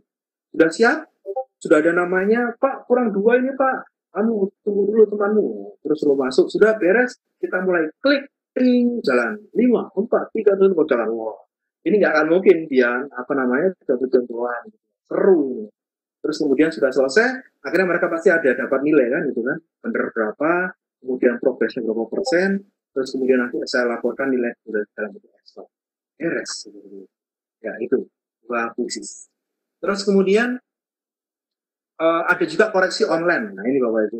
Jadi walaupun kemarin saya berpikir juga, LKS ini diapakan ya? Kita kalau biasanya LKS ini adalah mengerjakan siswa sendiri, tapi koreksinya kayak apa? Terus saya punya itu. Gimana kalau kita koreksi online? Koreksi online itu seperti apa? Kita buka Zoom itu, kemudian siswa sudah mengerjakan ya, karena memang LKS kerjaan dulu. Terus nanti ada tanya jawab sambil siapa yang bisa menjawab soal ini, jawabannya ini. Oke, saya kasih nilai, tambahan poin. Ya memang ini sedikit konvensional dengan cara live, cara daring. Tapi ada keseruan, karena kenapa? Siswa itu bisa bertemu. Ini loh Bapak Ibu yang kita, momen-momen mereka bertemu ini yang harus kita istilahnya apa? Bisa saling guyon, itu harus menjadi sebuah semangat yang kita pupuk seperti. Terus apalagi ya? Nah, ini artikel UH, ini yang kemarin baik siswa yang sedikit tanda kutip apa ya? Kok harus UH-nya kok bikin artikel sebaris? Jangan salah. Ketika kamu sudah merasakan bagaimana belajar di rumah, setiap orang pasti punya namanya perasaan. Setiap orang pasti punya namanya cerita. Tapi itu akan menjadi sia-sia kalau tidak dituliskan. Sehingga apa? Disitulah akhirnya saya bikin namanya UH artikel. Agak aneh memang. Bagaimana saya menilainya? Saya punya namanya, alhamdulillah ya, saya punya termitin sama plugin checker. Sehingga nanti saya tinggal melihat aja. Kalau dia kopas dari Google atau dari apa, itu dia berapa persen ya, tinggal seret, merah. Tapi kalau dia pure menuliskan apa adanya gitu, terus kemudian berdasarkan pemikiran dia, insya Allah nggak akan terdeteksi dari Burnitin atau bagian checker.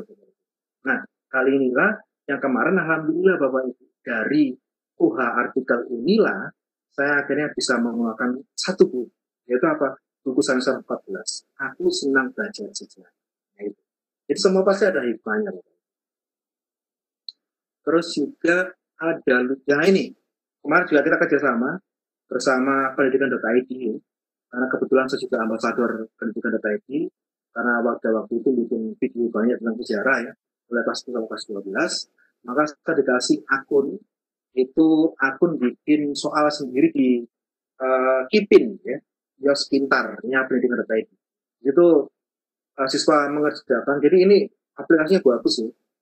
Seperti apa ya, seperti ujian sekolah sama UN, jadi tampilannya persis, bisa melihat soal, menjawab, terus kemudian nanti bisa pas dulu, nanti diulangi lagi.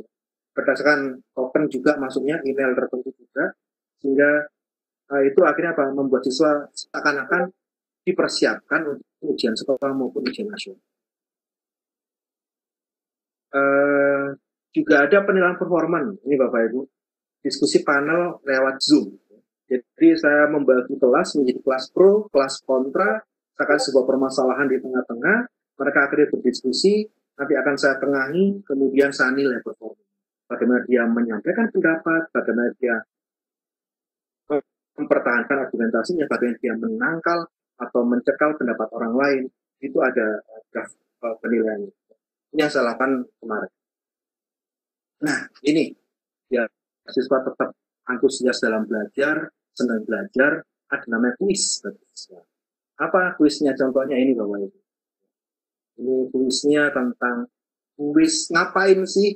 Jadi saya minta mereka nge-share ke FB mereka, kamu selama apa namanya libur corona ngapain sih? Nah, dia bikin kreasi, misalkan bikin komik, ya share ke FB, saya kasih poin. Terus mereka bikin yang namanya lagu gitu ya, bikin lagu-lagu apa gitu, atau mungkin dia ngegame gitu ya, ngegame, dia mengcapture atau videokan diri di posting ke FB-nya, saya kasih poin gitu. Ya. Terus juga ada yang namanya ini kemarin sambil apa ya, ini apa namanya, ajakan ya, gerakan pakai masker ya kemarin. Jadi awal-awal sekali muncul virus corona, anak-anaknya kadang-kadang lupa nggak pakai masker, sehingga ayo kita sosialisasikan gerakan pakai masker. Sehingga apa? Dia pakai masker, dia memfoto atau bersama keluarganya, dia share ke FB, kemudian nanti mendapatkan poin. Terus juga ada yang terakhir, yaitu ini tentang COVID. Jadi saya bikin kuis ya. Ini kalau kuis itu sifatnya nggak wajib Bapak Ibu. Jadi siswa kalau mau tambahan poin itu nanti bisa mengerjakan kuis-kuis ini.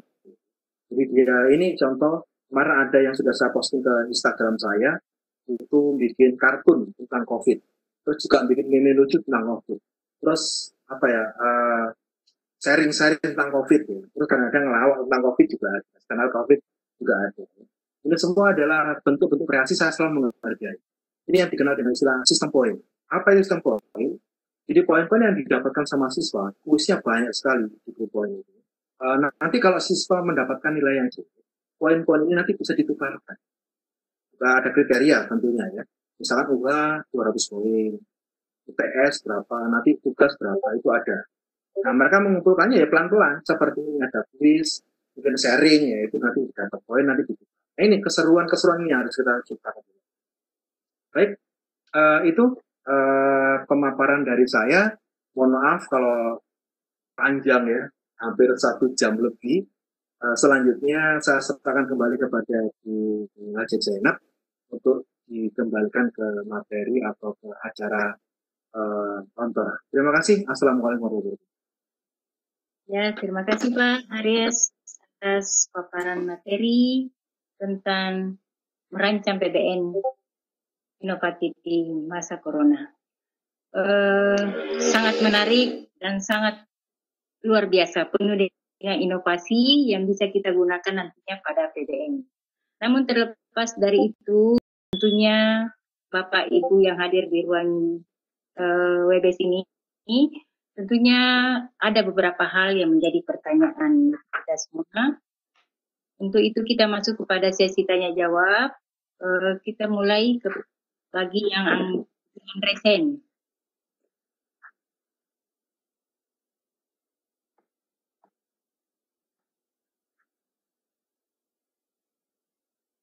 Ya, di sini ada Pak Usman Effendi.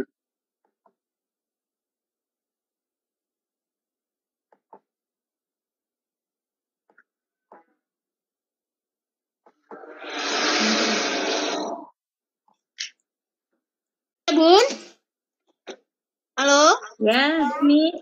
Ya, halo. Ya, tanya jawab Bumi. Resen ya? Atas nama? Ya, kita masih Usman ya? Usman. Ya. Silakan Pak Usman. Gak ada suaranya, Bun. Ya, kita lanjut yang di bawahnya Bumi Pak As'ad. Bentar. Halo Bapak.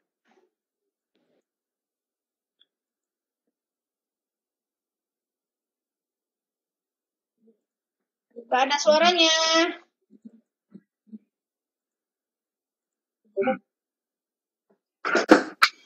Mungkin di chat aja dulu, Bun. Aja dulu. Iya. Ya.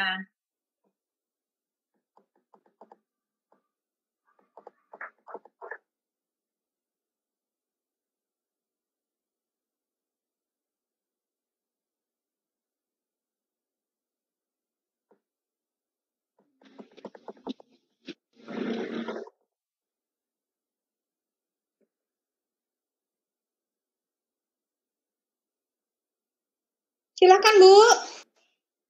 Iya. Ini ada pertanyaan, Pak Aris. Ya, Bu. Di Pak Irwan. Bagaimana Pak? Ini saya tanyakan, berhubung saya mengajar di kelas rendah selama pandemi lewat aplikasi WhatsApp. Materi di foto, tugas di foto, dan hasil pekerjaan siswa yang difoto. Apakah itu hasil tersebut cocok untuk mengajar daring di siswa kelas rendah, kelas 2 SD? Sudah Bu, langsung saja atau gimana? Ya. Jadi dia menggunakan, Bapak ini menggunakan pembelajaran daring. Apakah cocok aplikasi ini dipakai untuk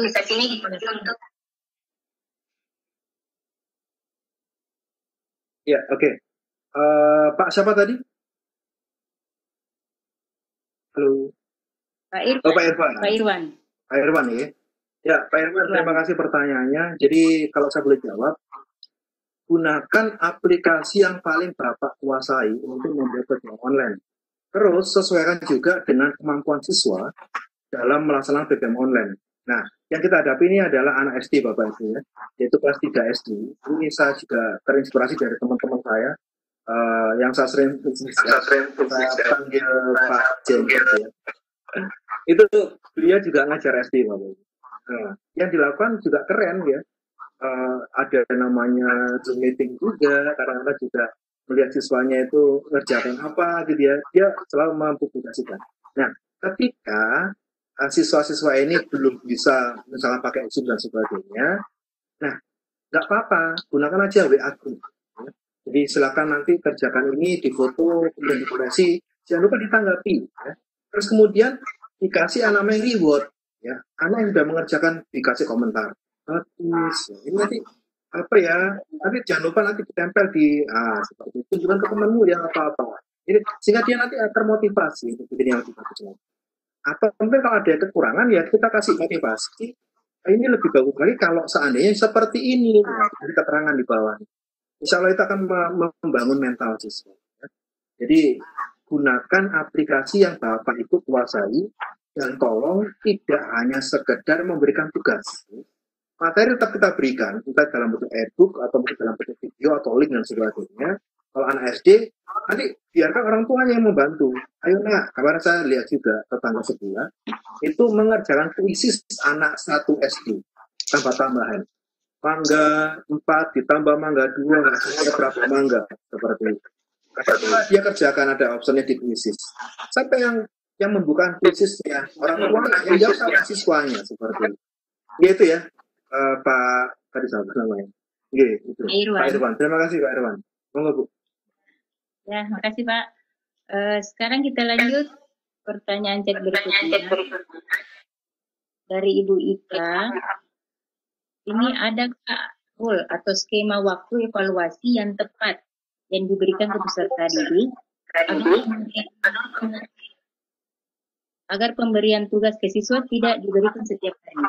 Jadi apakah ada rule atau skema waktu evaluasi yang tepat diberikan ke peserta didik agar pemberian tugas ke siswa tidak diberikan setiap hari?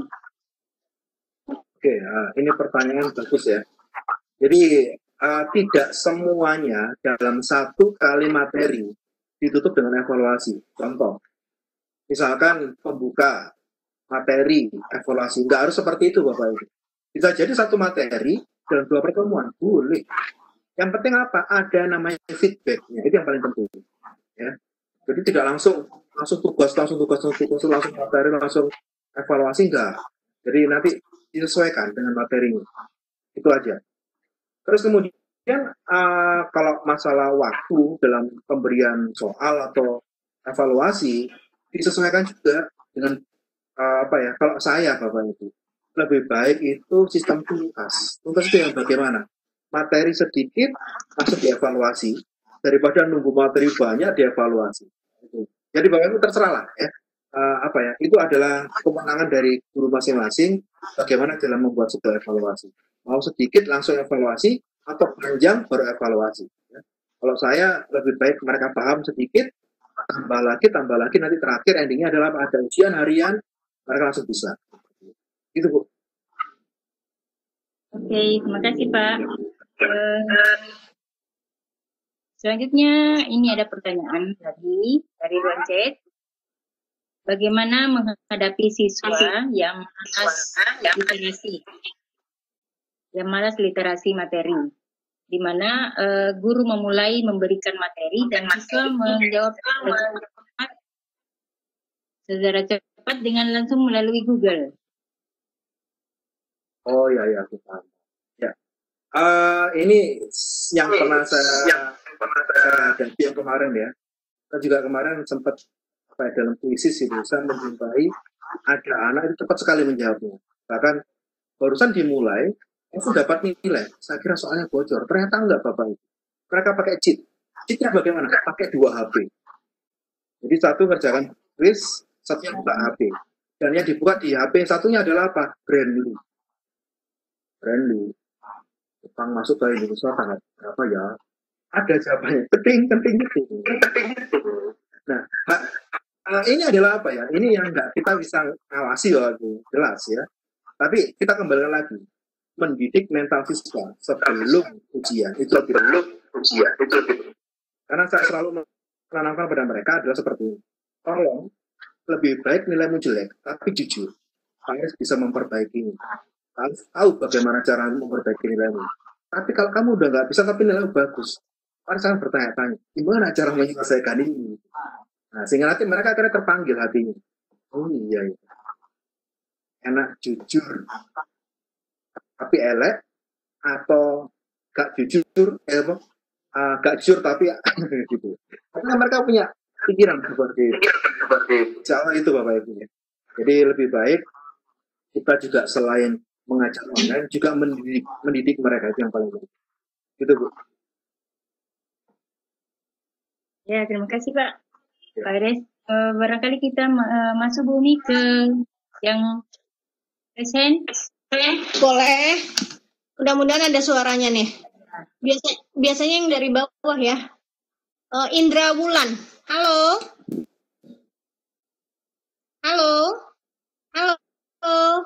Aduh, nggak ada. Nggak ada. Sekarang ke Farhan. Halo.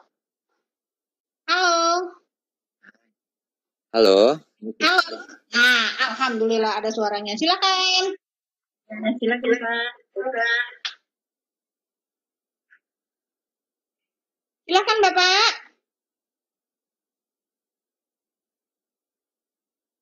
Ini kenapa ikut aku nggak ada suara ya? Aku juga agak putus-putus. Bapak. Bagus Bumi. Ke Azmarwati. Halo. Nama ibu Bresen itu. Halo. Oh. Pencet. Halo. Simponi. Halo? Halo? Kenapa jadi pada kepencet semua ya? Hairil Anwar. Halo? Pak Nyoman. Halo? Halo?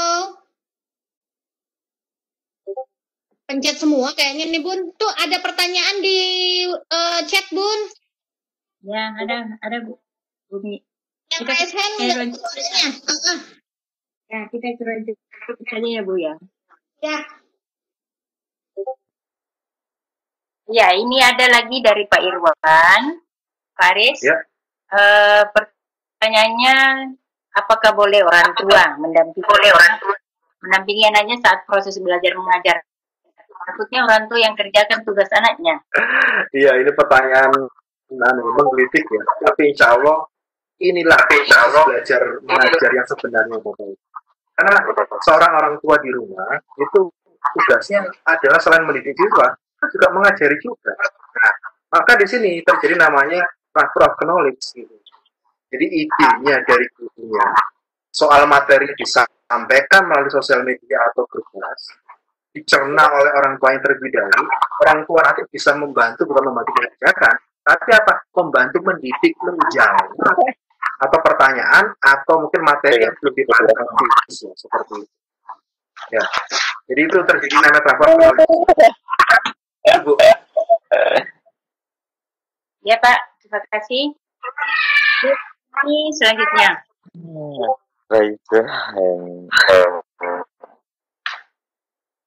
Apa yang harus kita lakukan?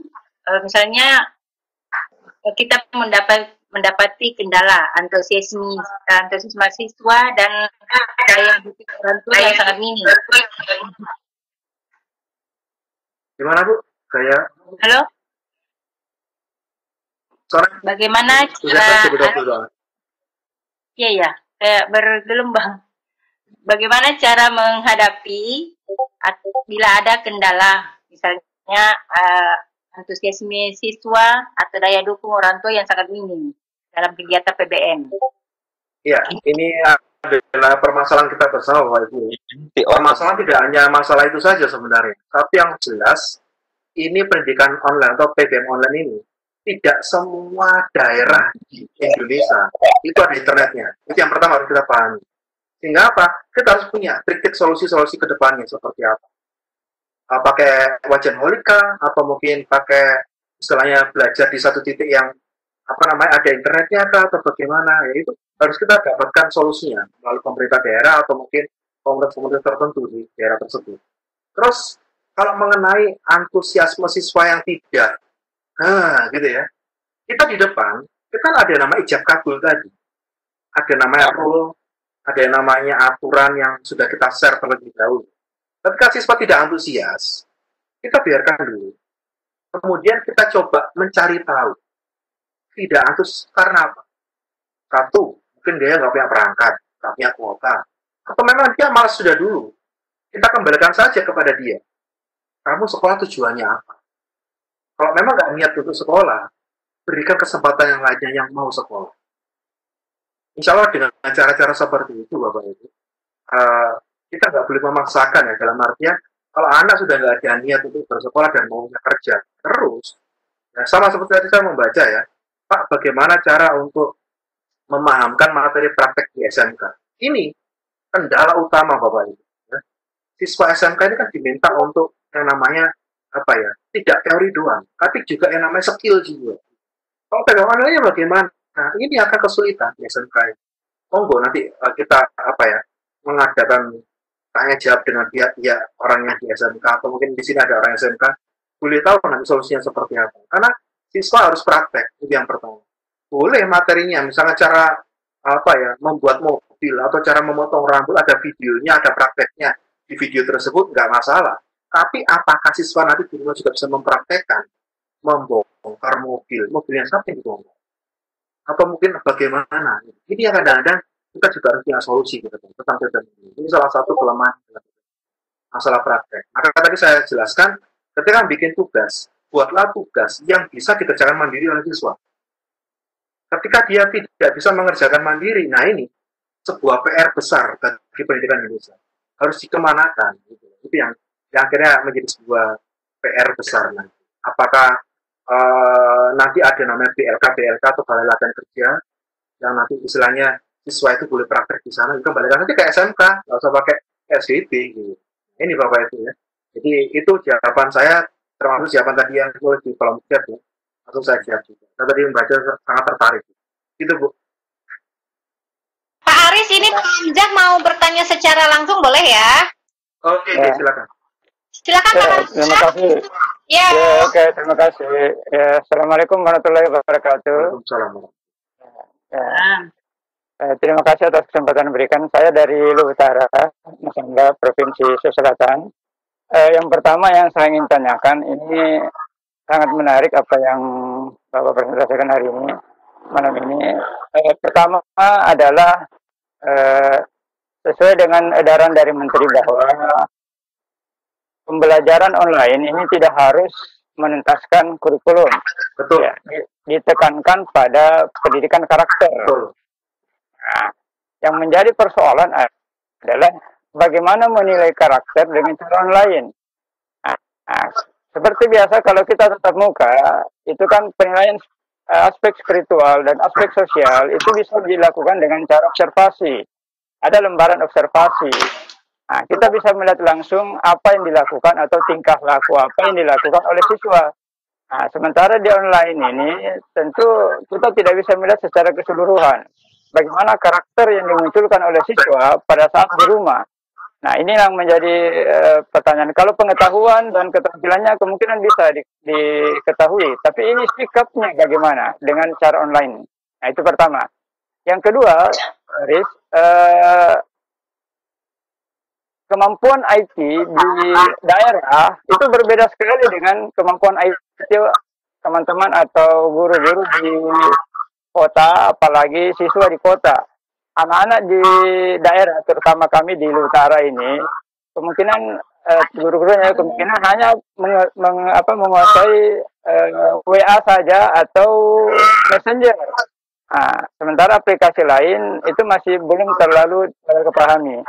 Nah, yang saya ingin tanyakan adalah bagaimana mengoptimalkan WA dan Messenger ini di dalam pembelajaran online ini. Terutama persoalan KI4 atau keterampilan. Nah, karena kalau kita mau mempraktekkan melalui WA ataupun Messenger, itu biasanya memerlukan data. Sementara salah satu kendala online itu adalah persoalan ekonomi juga, persoalan data. Orang tua banyak yang mengeluh karena terlalu banyaknya harus online sehingga mengeluarkan biaya yang lebih.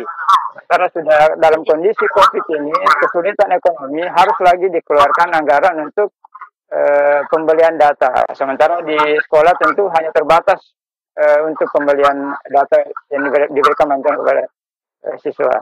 Ya, barangkali demikian Pak Aris, terima kasih atas kesempatan yang diberikan. Assalamualaikum warahmatullahi wabarakatuh. Waalaikumsalam warahmatullahi wabarakatuh. Terima kasih Pak Hamzah. Silakan Pak Aris. Ya, terima kasih Pak Hamzah dari Sulawesi ya. Saya jawab satu persatu dulu. Yang masalah karakter tadi Bapak. Benar yang Bapak omongkan di depan tadi, benar. Terus bagaimana cara untuk menilai sikap? Ya?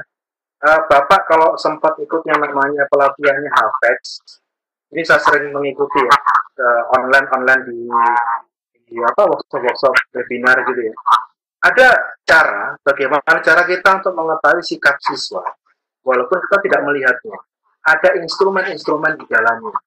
Dengan cara kita bertanya saja, mohon maaf ya, kalau kita memberikan contoh dari seorang polisi menginterogasi penjahat, ya, mohon maaf ya, saya kasih contoh agak nyeleweng sedikit.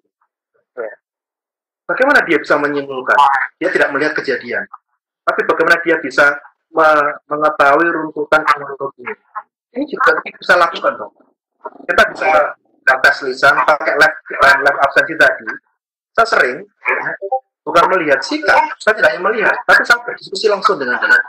Saya tanya, kamu ngapain bangun pagi setelah bangun pagi? Oh gini Pak. Terus kamu ngapain? Nah, jadi pertanyaan-pertanyaan yang saya tanya nanti menjurus kepada perilaku atau sikap dia di rumah seperti apa. Nah, ini kalau seorang guru yang benar, guru yang baik, harus mau belajar bagaimana cara mengorek informasi, menilai sikap tanpa harus melihat. Bukankah ada nanti dalam penelitian itu penelitian partisipan atau menggunakan data saja seperti itu. Nah, itu yang pertama untuk menilai karakter. Benar Bapak yang di jawaban Pak Amsam tadi, bahwa tidak harus dituntaskan dia. Jadi namanya pendidikan di masa pandemi ini tidak harus tuntas. Ya. Selama siswa itu bisa mengikuti dan bisa memahami, minimal ada berapa persennya saya lupa. Nah, itu dia paham bahwa pembelajaran ini tujuannya ini, nanti saya mengevaluasi diri saya seperti ini, ada perubahan sikap saya, perubahan paradigma saya, misalnya itu sudah bagus gitu. Merubah anak yang pertemuan langsung kadang-kadang nggak naik kelas atau nilainya jelek, kita bisa. Apalagi dalam PBM online yang begitu sulit untuk melihat dia secara langsung. Ini tantangan bagi guru. Maka menjawab soal selanjutnya, kemampuan guru dan kemampuan siswa di kota besar dan kota kecil itu tidak merata. Iya benar. Maka kewajiban seorang guru yang mengatakan dirinya profesional, tulisan satu lembar kertas nama sertifikasi, dia harus mengupgrade diri. Karena ada namanya apa? Kompetensi di dalamnya. Standar kompetensinya bagaimana? Maka dia harus mengupgrade diri dengan cara ikut pelatihan. Terus kemudian siswanya diajarkan. Siswa tidak harus melulu dikasih tugas-tugas, tapi juga ada kasih tutorial, Bapak. Ya. Kita sering share tutorial ya. Tidak hanya ketika saya melatih guru-guru, siswa pun di grup poin atau grup kelas saya kasih cara bikin e-book seperti ini. Nah, ada tutorialnya, ada videonya. Tapi juga ada yang namanya bikin vlog yang tadi saya bikin tugas. Sebelum saya kasih tugas, saya kasih contoh dulu. Ya. Jadi ibarat guru yang baik adalah apa? Guru yang mau berinovasi. Tapi guru yang luar biasa adalah yang mau dan mampu menginspirasi siswa dan guru lainnya. Itu lebih baik lagi ke depan. Itu. Iya. Tadi ada lagi satu soal apa lagi Pak? Yang terakhir tadi. Kuota Pak ya? Iya. Data ya? Oke. Untuk data Bapak, kalau Bapak mau googling sekarang aja, tulis aja di Google. Internet gratis. Ada banyak link. Pakai VPN bisa. Pakai nanti, mohon maaf ya, ini cara curang. Jebol aplikasi punyanya mungkin Indosat atau siapa gitu ya. Bisa lah. Atau pakai namanya mode pesawat tapi kita bisa langsung atau langsung online bisa. Selama ada internet di kawasan tersebut. Nggak ada internet ya ini yang kesulitan kita di situ gitu. Dengan internet, mohon maaf, selama ini saya nggak pernah beli kuota. Ini yang saya ajarkan ke siswa saya. Ada yang berhasil, ada yang mencoba, ada yang takut. Karena memang harus ngoprek HP. Ya. Jadi saya mohon maaf, saya rasa jujur-jujuran aja ini nanti bisa dimarahi. Kita selama ini tidak pernah namanya beli kuota. Karena kenapa? Saya dapat kuota ya itu tadi dengan cara-cara kurang tadi. Karena saya harus mengakali juga. Nanti kalau misalnya saya mau pakai HP saya untuk hotspot gitu ya, saya sharing ke tethering ke siapa-siapa, kan saya punya kuota besar, udah saya taruh, silakan dipakai, di warkop gitu. Saya taruh gitu, saya share seperti itu. Iya, boleh Pak, googling Pak, selama ada internet di jaringan rumah Pak atau di daerah Bapak, googling, cari cara-caranya. Kalau nggak salah, ada 7 cara yang nomor 4 saya berhasil. Waduh. Gak gratis. Oke, makasih. Iya, makasih Pak Hamza. Ya, makasih banyak. Ya. Silakan dilanjutkan Bunda. Ya, kasih Bumi. Oke, ini di ruang chat. Misalnya Pak, pada pelajaran IPA kita menggunakan praktikum. Nah, bagaimana misalnya kita menggunakan mikroskop, aplikasi apa yang cocok untuk materi pengenalan mikroskop itu praktikum atau praktikum kegiatan lainnya. Gitu Pak Aris? Ya, oke. Untuk IPA ya, ini kebetulan saya dulu punya teman namanya Bu Neni Elsa Josephine, terkenal ini, seorang master inovasi, suka ngoprek-ngoprek aplikasi juga. Saya dulu saya lupa alamatnya. Nanti bisa di-googling ya, itu sebuah situs. Ya, mungkin teman-teman yang paham nanti yang saya maksudkan bisa langsung share ya, nggak apa-apa. Aplikasi ini Bapak itu aplikasi laboratorium. Jadi contoh ya, misalkan ada jangka sorong. Nanti kalau dikasih beban sekian atau benda sekian, berapa ya? Tinggal diklik-klik, kemudian diketahui nanti hasilnya berapa. Terus juga ada juga microscope, ya. Misalkan nanti ada benda di retarat gitu ya, di wajahnya situ, kemudian di zoom, ada apa, nanti gambar secara visual. Nah, cuman ada cumannya. Ini semua adalah aplikasi yang ada yang offline, ada yang online. Nah, biasanya hal-hal seperti ini kita bisa menampilkan lab kita, tidak harus lab beneran, tapi lab maya, gitu Bapak Ibu. Ya. Cuman kalau seandainya nanti pertanyaannya berubah, ya pertanyaan gini, bagaimana bentuk penampilan bawang ya, irisan bawang di dalam mikroskop? Kalau itu insya Allah jawabannya pasti ada. Tapi kalau misalkan bawangnya diiris sekian gitu ya, nanti tinggal dieksplor lah, misalnya bisa. Itu saya kemarin alhamdulillah pernah nyoba ketika saya waktu si sebagai fasilitator persatuan ini Elsa, itu beliau mengenalkan aplikasi ini udah lama sekali aplikasi ini, ya, terutama untuk vista cocok biologi. Ini ditambah campuran ini hasilnya apa, menghasilkan apa, reaksinya seperti apa, itu lucu ya, saya suka, dan keren. Monggo nanti googling Bapak Ibu, saya lupa alamatnya, itu ada websitenya ya, saya lupa alamat. Oke, monggo, sudah.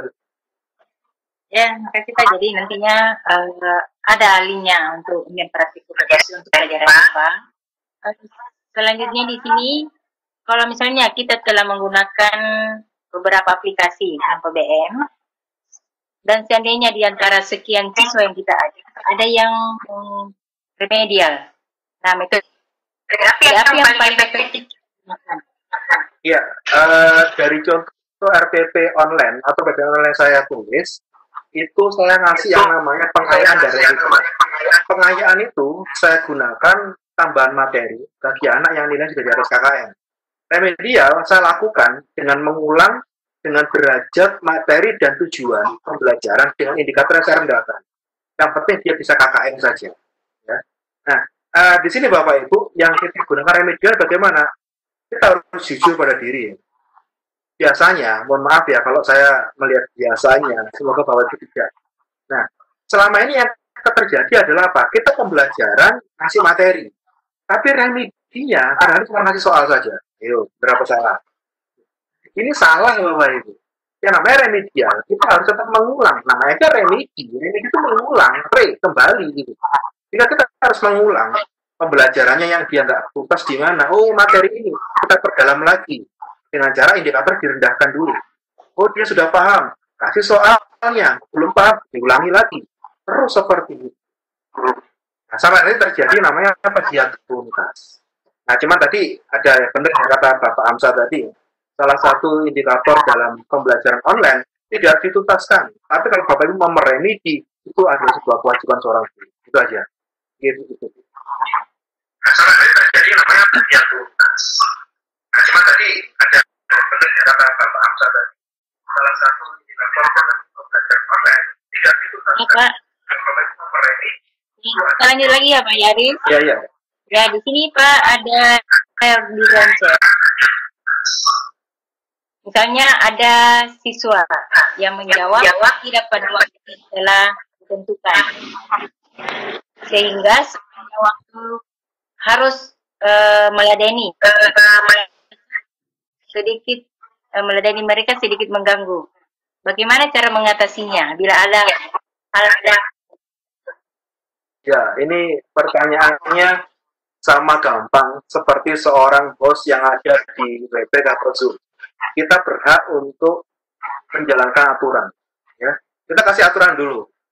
Ganggu kegiatan di Zoom atau Webex atau ketika live atau di mana saja, maka Bapak akan mengeluarkan kami. Nah, maka sama seperti itu Bapak Ibu. Kalau misalkan dalam kita ini ada yang tiba-tiba suara masuk mengganggu dan sebagainya, media nggak mau dimatikan, kita mute terlebih dahulu. Tapi kalau mute terus dia nyalakan lagi, terus kita nggak, misalnya apa, di mute all ya, tapi dia pakai HP dia nyalakan lagi, misalnya seperti itu ya, dan dia nggak mau istilahnya apa, ya kita bisa pakai, bisa mengeluarkan. Sama dalam pembelajaran juga seperti itu. Kita ada namanya taraf mendidik juga, mendidik sikap juga. Ayo ikuti dulu. Terus kemudian nanti kalau dia mengganggu, kita tegur. Ayo kita belajar sama-sama. Kamu mau tak kasih materi? Ayo nggak apa-apa. Kalau kamu mau kasih materi, ayo Pak Aris diam, dia ngomong seperti itu.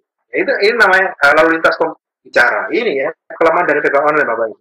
Harus ada lalu lintasnya. Kalau di kelas bisa gerutukan, ngomong semua bisa. Tapi kalau dalam PPM online itu harus ada lalu lintasnya. Kalau lintas kita masuk dulu, bisa menjawab satu-satu. Kok jawab semua gerutukan, nggak bisa. Kecuali tulis cepet-cepetan menulis di kertas. Seperti itu. Saya pernah. Gerutukan nggak masalah, karena saya bikin kuis. Soalnya misalkan, saya pendiri kerajaan Majapahit. Semua saya mute mic-nya. Dia nggak terjawab pakai anu, tapi ditulis di kertas. Raden Wijaya. Semua menunjukkan ke kamera. Yang jawab Raden Wijaya, benar. Oh, senang. Perhatikan soal yang kedua lagi, itu Bapak Ibu. Jadi kita harus punya metode apa ya, memimpin pembelajaran live, yang online. Sudah.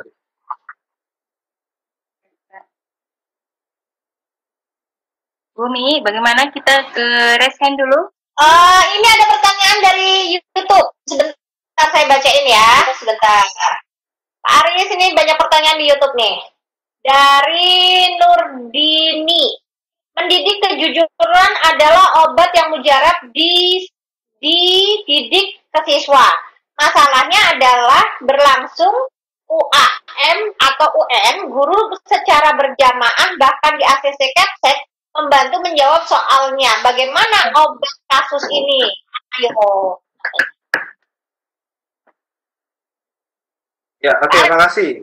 Iya, terima kasih Bu Umi. Halo. Iya, makasih Bu Umi. Jadi ini kan kasus sial aja, dalam artian kasus kecil saja. Ya. Nah, ini ibaratnya kita mau ingat sosum tulodo di depan memberikan contoh, tapi contohnya contoh yang salah. Ya ini, jangan kita terbelenggu dengan sistem. Yang namanya ujian itu tidak harus hanya itu harus 100. Akhirnya kita harus mencari soal, menjawab, membocorkan, bla bla bla bla. Sehingga apa yang terjadi akhirnya orang nggak percaya lagi sama sistem ujian nasional gitu. Apalagi mohon maaf ya, Bapak itu kalau bikin soal ulangan harian, udah bikin soro-soro, bikin sulit-sulit gitu ya soalnya. Apa mungkin itu soal udah valid ya, menurut Bapak itu udah sempurna. Tiba-tiba ketika ngajar atau ketika ubah, Bapak itu sendiri yang ngasih jawabannya. Kira-kira bagaimana perasaannya? Lucu kan? Konyol kan? Yang terjadi itu yang terjadi. Ya. Ibaratnya sistem, ya, bikin soal sudah beberapa penyaringan, terus kemudian di-share untuk ujian. Tiba-tiba dibikin sebuah cara untuk mencurangi ujian tersebut. Nah ini yang kita mengerjakan sesuatu yang salah. Maka dari itu ke depan, kalau kita mau siap menguji diri kita, ayo kita lihat diri kita sendiri. Kalau nanti soal kita dibocorkan orang lain, sakit kan perasaan kita, itulah perasaan anak didik kita juga. Mereka dapat nilai 100 itu kita tidak membantu dia loh Bapak Ibu. Kita menjerumuskan dia. Dia tidak lulus tapi lolos. Yang terjadi adalah apa? Nanti ketika di bangku kuliah, kita menciptakan anak-anak ya tahu lah nanti. Ditanya tentang materi kelas anak SMP sudah kuliah tapi nggak tahu. Banyak anak nilainya ya. Sekarang banyak ya. Saya kemarin pagi membaca di koran sama di sosial media. Apa arti sebuah nilai? Kepahaman sikap. Ini keren tuh. Saya lupa tepat siapa tadi. Ya. Jadi banyak sekali sekarang rapot di rapot kita itu 99, 98, 86. Tapi kompetensi siswa nggak menunjukkan nilai tersebut. Sehingga kayaknya diobral di standar pendidikan kita. IP siswa, dulu ketika saya mendapatkan 3,5, ngoyo Bapak Ibu. Ketika S1 saya 3,54 itu ngoyo sekali. Tapi ketika sekarang saya menjumpai tahun 2020 atau mungkin angkatan di bawahnya, IP, 3, hampir 4. Banyak sekali.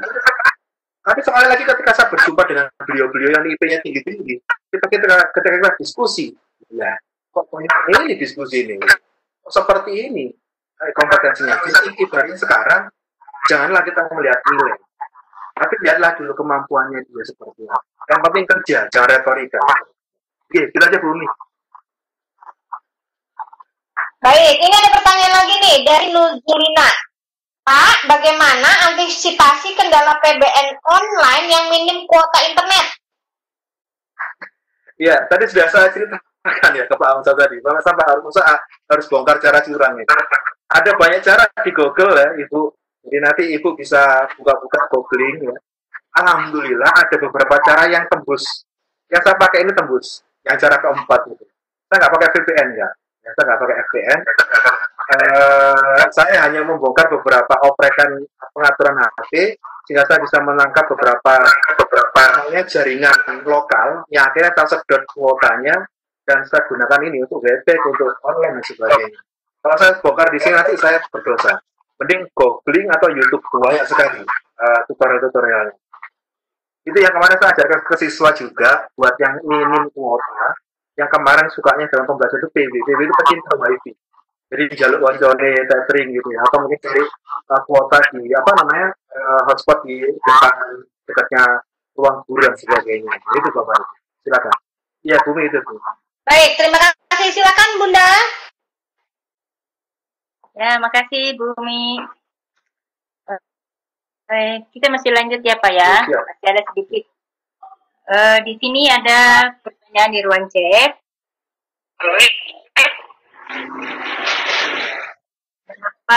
Berapa waktu efisien untuk masa pembelajaran jarak jauh?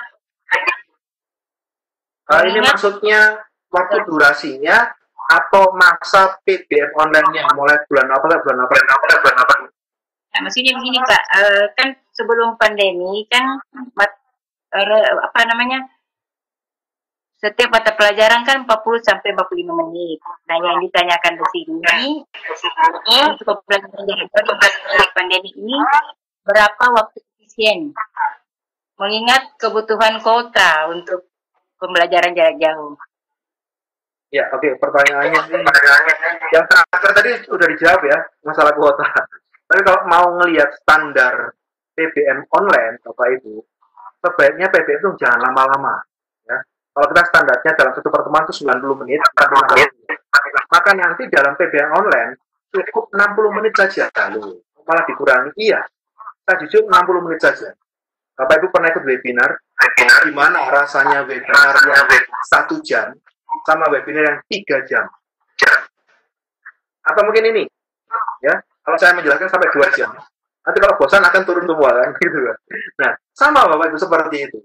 Ketika kita mengajar siswa kita, itu kalau terlalu lama dengan monoton cara menyampaikan, ya, tidak ada permainan, istilahnya ada kuis dan sebagainya, maka siswa akan cepat bosan.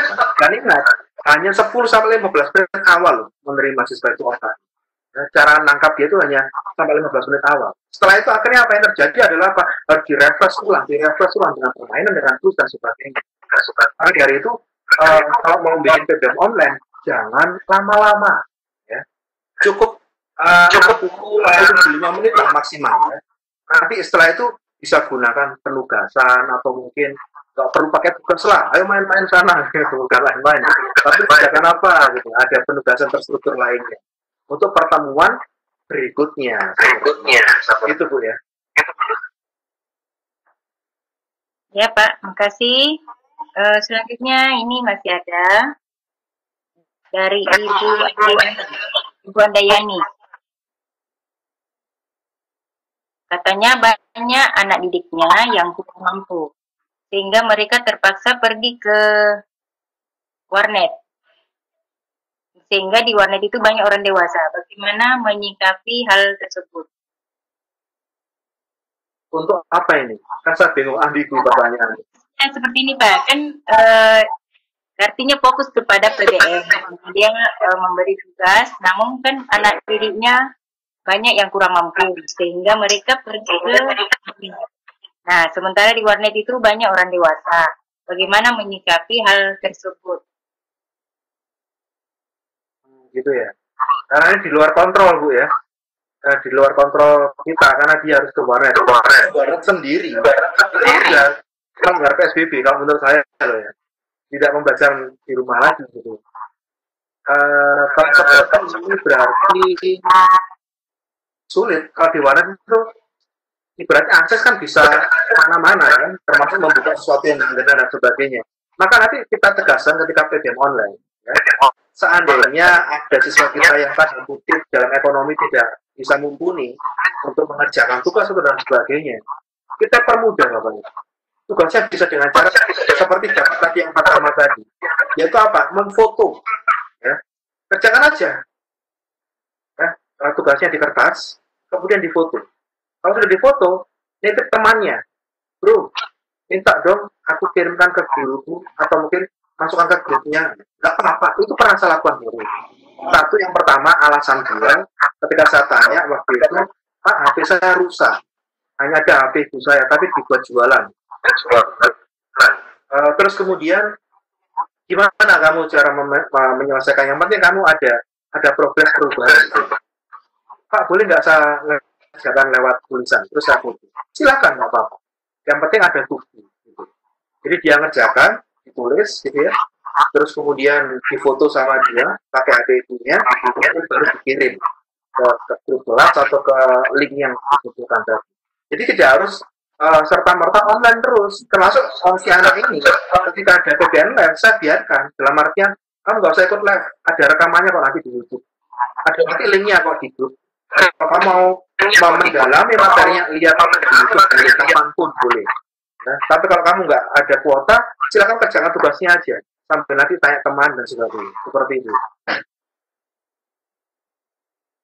Ya, terima kasih Pak. Jadi seperti itulah yang harus kita sikapi bila menghadapi hal-hal seperti itu. Nah, ini masih ada tersisa sekitar 2 menit. Jadi masih ada satu nih Pak pertanyaannya. Misalnya materi budi pekerti atau baca istiqosa secara bersamaan dengan melibatkan seluruh siswa. Aplikasi apa yang tepat dan bisa dijangkau dengan mudah dan gratis? Nanti istiqosa ya. Ini membaca kan, istiqosa kan Bapak Ibu. Iya Bu. Istiqosa dengan materi budi pekerti. Oke ya. Jadi secara live kemarin dicontohi sama Gubernur Jawa Timur ya. Kalau istiqosa bisa pakai Zoom, bisa pakai live, ya. Gampang. Tadi sudah banyak sekali ya contohnya yang saya berikan. Kalau kita mau live langsung, istiqosa bersama-sama, kita bisa ngelihat dia juga dan sebagainya ketika dia ngaji dan sebagainya. Pakai Zoom, layarnya terbuka. Yang terbaru nanti update bulan Juli nanti, Bapak Ibu. Itu namanya aplikasinya dari Microsoft Meet ya.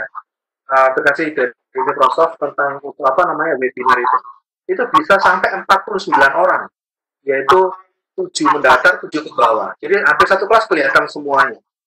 Nah itu. Jadi bisa kita gunakan aplikasi itu. Itu yang mau gratisan ya, itu aja.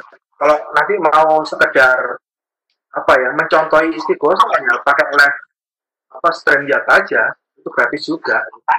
Tapi ya ditonton sama banyak orang gitu. Nanti linknya kan umum pasti pagi. Gitu Bu. Ya, makasih Pak. Ini masih banyak pertanyaan di chat, namun pada dasarnya saya lihat apa yang dipaparkan oleh Pak Aris sudah tercakup semuanya dengan pertanyaan-pertanyaan tersebut. Jadi sebelum kita akhiri, kita serahkan dulu ke Pak Aris untuk segmen closingnya untuk materi kita pada malam ini sebelum kita tutup room kita. Silakan Pak. Baik, terima kasih Bapak Ibu yang sudah mengikuti kegiatan kita tadi mulai dari jam 7 sampai jam 9 malam ini. Saya bisa memesankan saja Bapak Ibu, PBM online bukan menjadi sebuah permasalahan besar bagi guru, tapi sebuah acuan dan cambuk untuk mengupdate diri, sehingga kita bisa memberikan pelayanan yang lebih maksimal kepada siswa, meskipun dari rumah. Jadi terus kembangkan kreativitas kita, mengupdate dan mengupgrade kemampuan dan kompetensi kita. Kita guru profesional harus mau untuk terus belajar. Guru yang baik adalah yang mau berinovasi, guru yang luar biasa adalah yang mau dan mampu menginspirasi siswa dan guru lain juga baik lagi ke depan. Begitu Bu, kita tutup dengan tiada gading yang tak retak, tiada tuyul yang tak botak, bila jantung kita masih berdetak, boleh dong kita berjumpa lagi kakak. Terima kasih, Assalamualaikum warahmatullahi wabarakatuh. Ya, makasih Pak. Ya, itulah tadi paparan materi yang sangat menarik dari Pak Aris. Kita Prasetyo, yang mana nantinya insya Allah Bapak Ibu guru yang ada di grup ini akan melakukan inovasi-inovasi dalam kegiatan pembelajaran. Semoga materi hari ini dapat lebih bermanfaat untuk memajukan pendidikan di tengah-tengah kita sebagai tumbuh. Akhir kata saya ucapkan terima kasih banyak kepada Iris yang juga kepada para peserta yang telah hadir di rumah ini. Saya ucapkan bersama-sama dengan ya, Assalamualaikum warahmatullahi wabarakatuh. Waalaikumsalam. Waalaikumsalam warahmatullahi wabarakatuh. Baik, terima kasih Pak